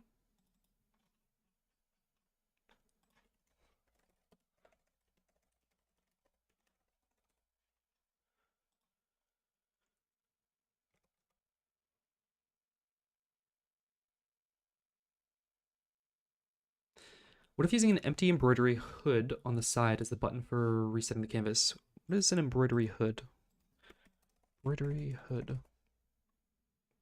Oh, like the, yeah. That could work. Yeah, that could be cool. I think it would be nice too if we could have multiple. So if we think of a concept like levels, right, where we have different levels, maybe we can like slide them in or see them on a wall or something, and then maybe we just have like a button to create a new one. So you're never clearing it, you're just adding another to your set of canvases. So soil and water gives grass blocks, and grass and soil also gives more grass. Sort of. You the water the grass is spawned basically in a radius from water. So I think right now we have it hard coded to 20 units. So if you're a soil particle and there's water found within 20 units, you slowly turn to grass. That's just kind of hard coded just to get something, but we need to figure out kind of gameplay wise what makes sense. Could have an unpicker, not exactly embroidery, but is this sewing related? That's the kind of it's like a little metal guy, right? Sewing unpicker. Yeah, this guy. That could work as well. This could actually work as like an eraser almost, where you can just kind of like clear. You can like yeah, erase. Oh, I see. That makes more sense. Yeah, yeah, yeah. Cool, cool, cool. Okay, so let's get this working, and then yeah, I think maybe we'll do something a bit more diegetic. Let's go canvas, falling sands, clear. So in here, we want to basically just reinitialize the entire thing. So let's move all this to a function, this.init.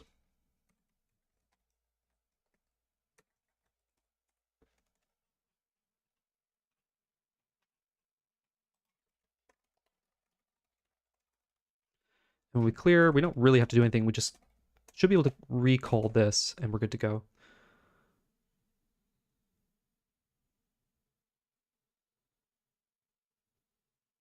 Yeah, that should work. Just threw the error, Unity error at me again. That's frustrating. I'm very curious what it is. I'll have to do some looking up afterwards and see if I can find out why you don't have that app data folder. I've never really seen that before. It should pretty much always be there. I'm assuming are you on Windows 10 or 11? Okay, so if I clear, nothing happens. Why is that?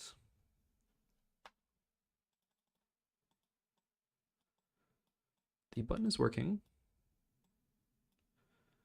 Yeah, you are? Yeah, so you should definitely have that. I have no idea why you wouldn't have an app data folder.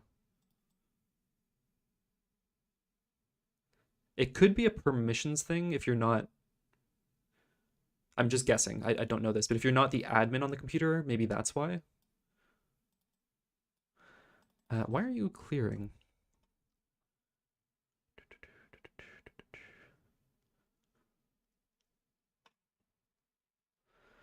Let's.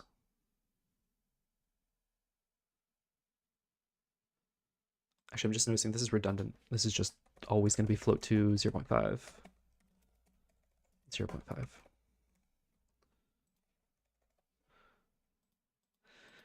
Let's debug log this.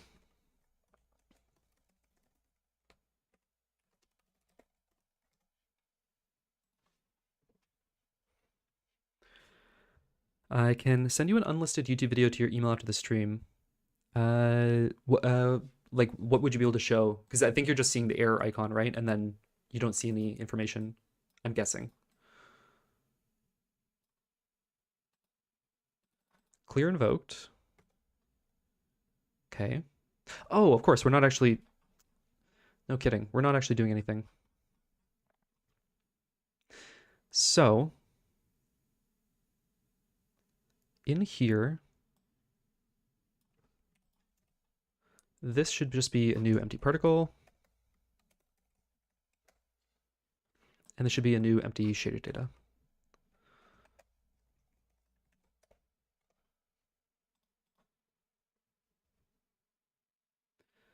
Of your files.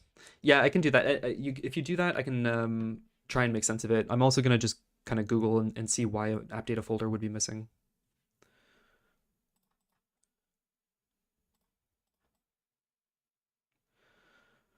Alrighty. And if I clear, nice.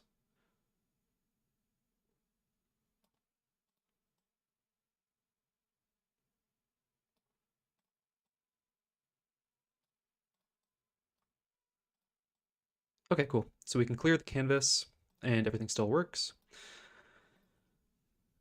I like the idea of having one of these to basically be an eraser. So let's quickly model that up and implement that. So beside this guy, we will have, let's just grab a picture of this.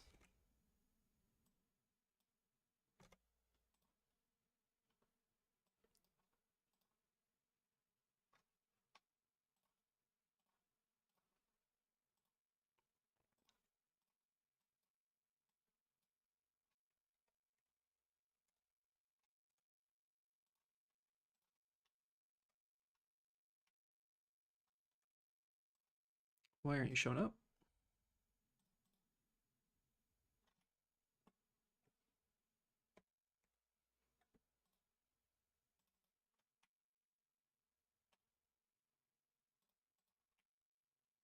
What the heck? We'll just do it this way. Okay, let's quickly model this.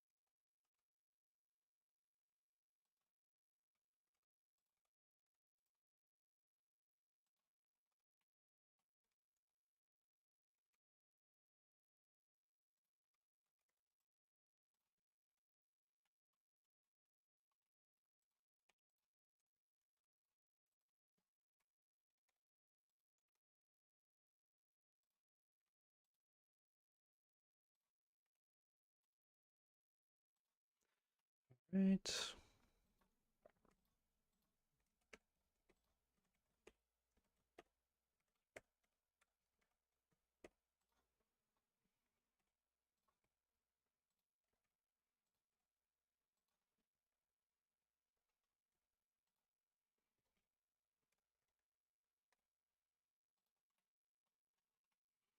Then it says that sometimes issues with your user profile can cause the app data folder to become inaccessible or appear missing.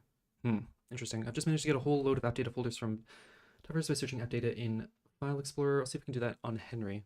Yeah, if you search, so the file name is, what am I doing? The file name is player.log. So if you can find that, that's what we're looking for. GUI.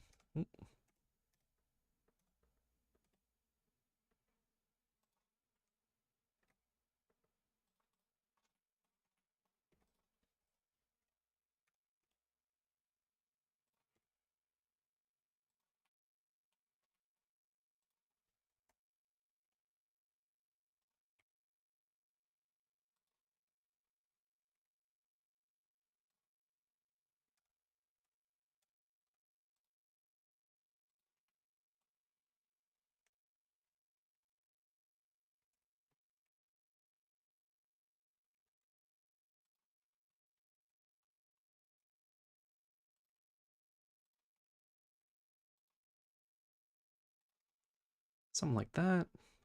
This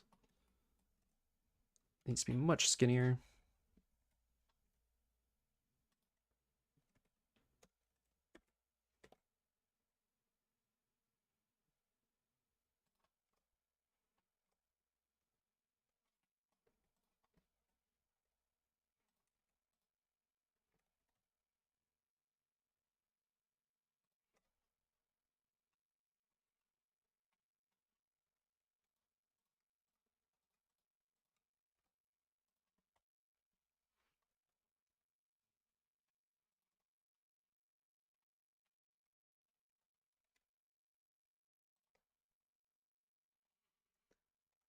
Not great, but maybe good enough for now.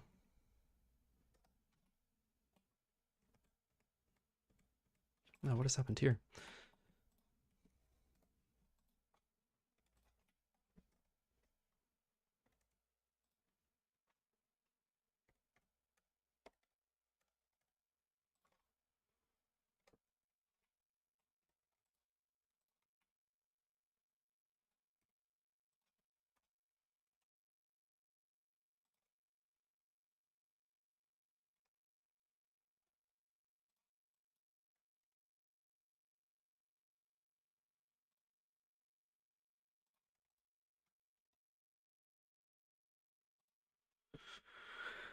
Okay, I think that gets the point across. But yeah, so we'll add this as our eraser. What do we call this? An unpicker.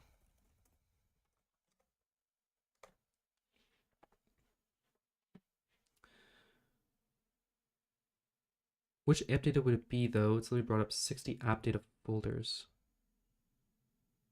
There should only be one in your under your home directory. If it's this much hassle to find it, honestly, don't worry about it. It's not the end of the world. I'll try and some other ways of debugging. Unpicker.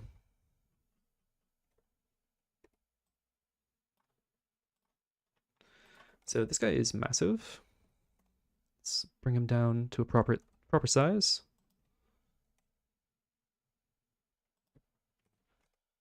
Okay.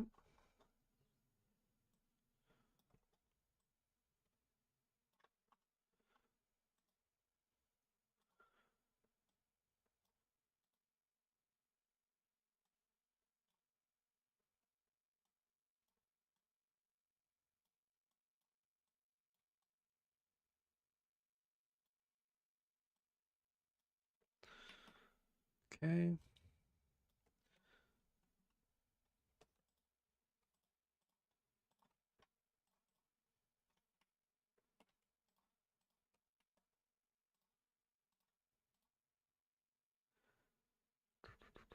Just go with that for now. It's fine. I'd like to find it since multiple people have asked for it before. It'd be good to figure out how to find it. Yeah, I'm not sure I have any ideas.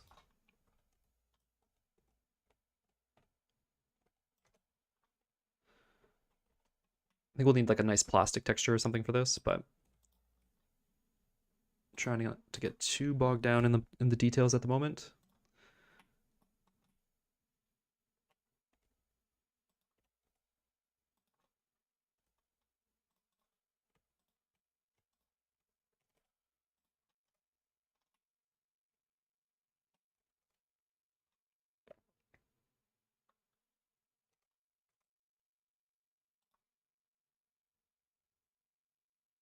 Would the embroidery data folder be any help, or is that's just used for running the game? Yeah, there won't be anything in there, unfortunately. Okay, so let's make this guy clickable. And the quickest way to do this, I think, is let's rename this needle to like tool. And this will be tool manager.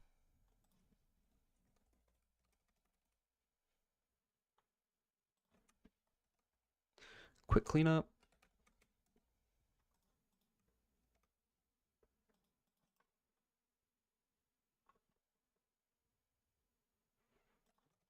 Come on, Unity.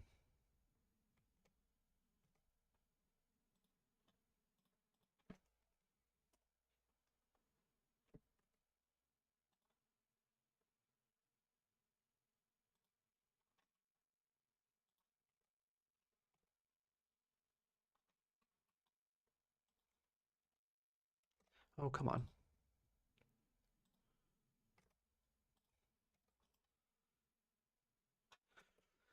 Do it the old-fashioned way. All right, active tool position.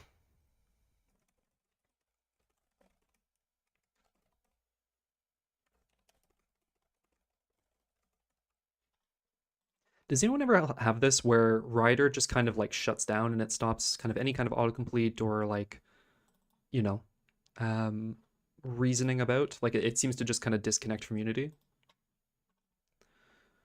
This should be tools.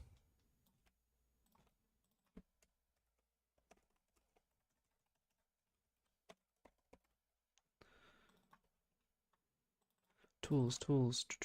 Yep. Okay, so a tool can now have, we could do, I don't want to do like a whole class structure on this. We're just going to do a bool is eraser.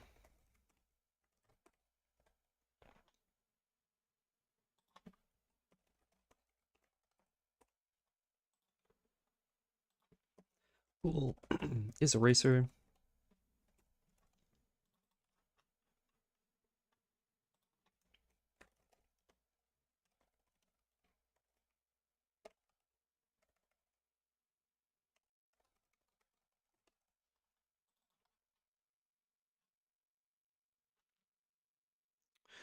So in here, when we're spawning, if we're using the eraser,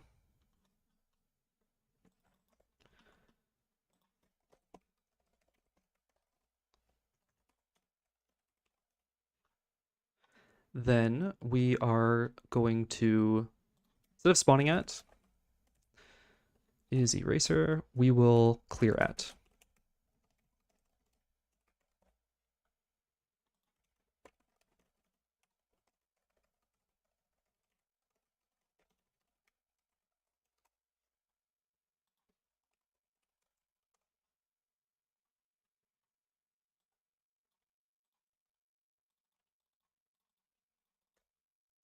And then clearing is basically doing the same thing, except we are going to just put a default particle there.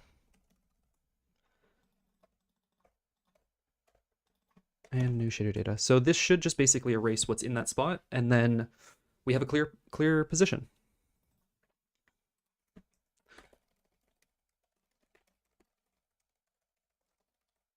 And I'm going to restart Rider because it never seems to recover from this.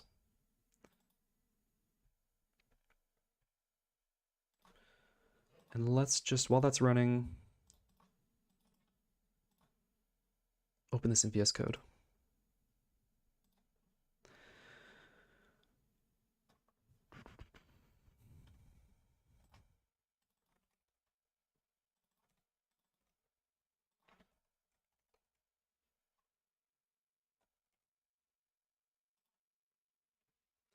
Cool. I think this is the last thing. I'll put an updated build up, and then yeah, I look forward to seeing what you guys are able to create with this. And then next week we'll come back and kind of add some different tools and stuff to try and make it a bit easier for to solve any of those pain points.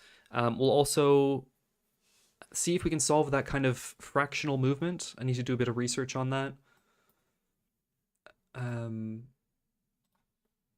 To see what we can do there, but yeah, let's get this going first.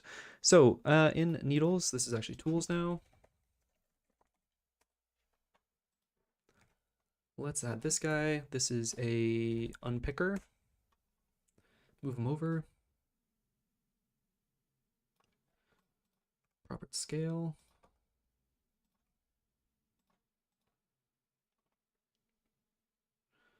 This is, what do we say, paper. Swap this around.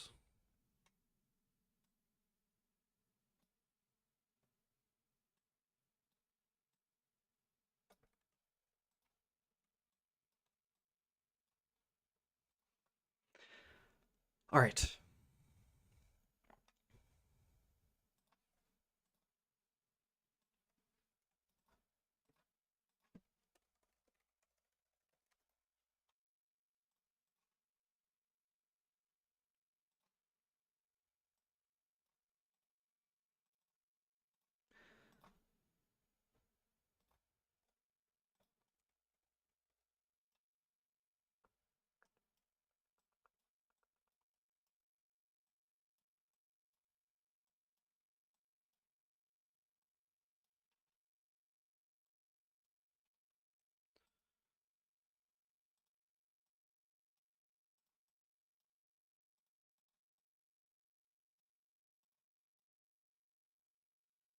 That is not erasing. Ah, we haven't set the eraser flag.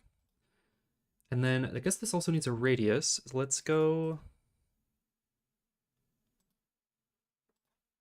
the radius of 4 to match the largest size.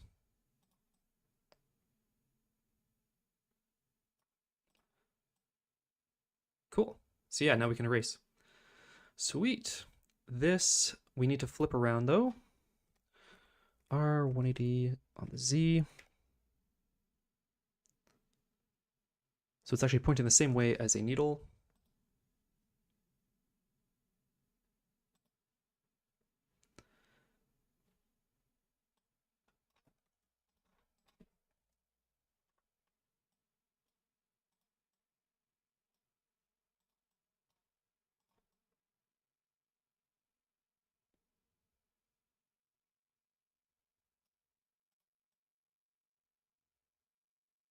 It's kind of funny. It like the sand falls so quickly after that.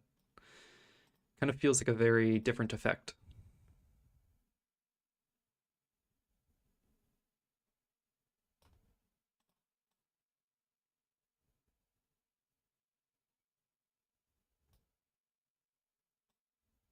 Neat. There's still a rotation issue with this guy though. Let's get you situated properly. There we go.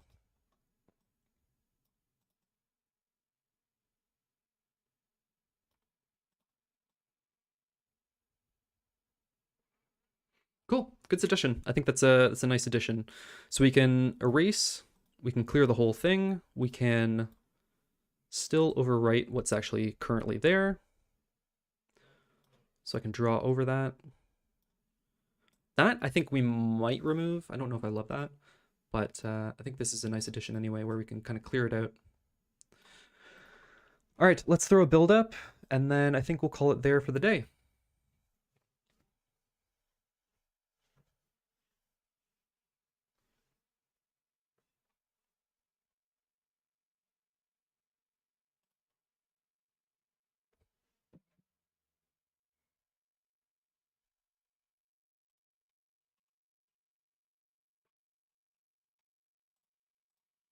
While that's loading, let's just have a quick Google. Falling sand, fractional movement, for lack of a better phrase. I had a good falling sand simulation like Noida. So there's a lot of resources on this. I think I'm gonna go through some of these and see if anyone's ever done this before.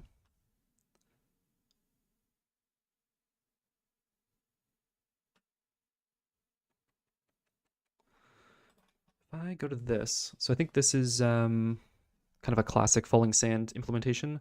Do they have anything that moves in an axis unaligned way?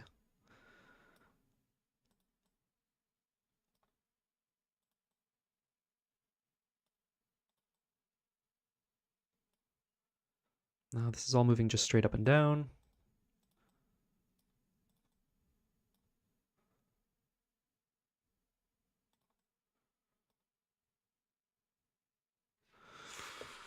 Yeah, no, it all just moves straight up and down. I'll do some research on it. See if anyone's done this before.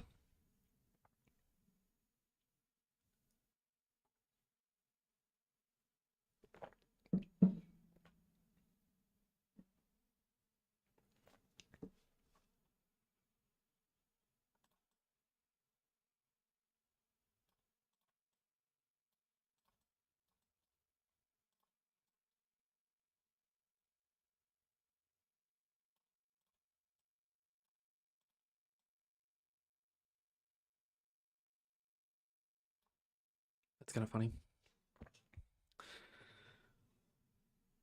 I tag you on YouTube again with another creation.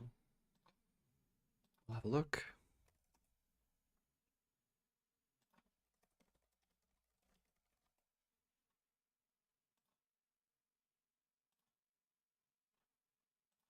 Hey, that's good. Cool. So you've been able to create some like islands and yeah, very cool. Nice one. I think that works as like an aerial, right? Like it looks like we're looking on some islands scattered through a sea or a lake.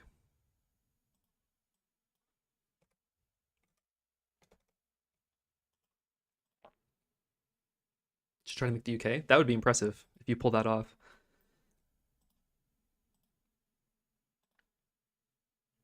All right. Let's get this uploaded.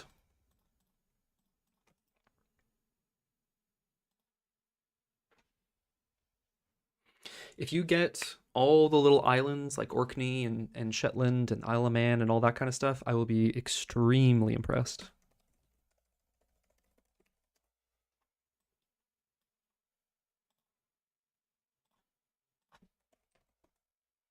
Get out of here. There we go. Let's edit this. Can I upload another build?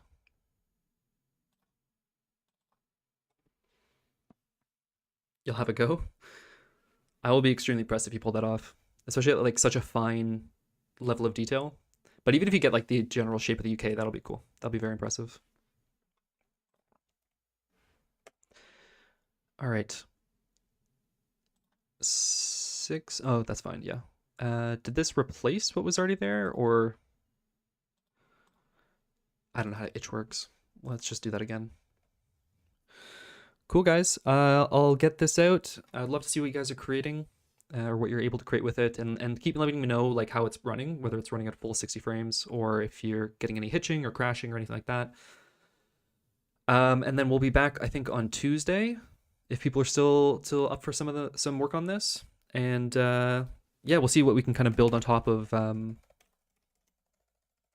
what's already there. So this will be embroidery v.2. Cool. Save that. And I think you guys should be able to see that now. Yeah, v.2. Awesome. Thanks for hanging out. Hope you guys have a great weekend, and I'll see you on Tuesday. Bye for now.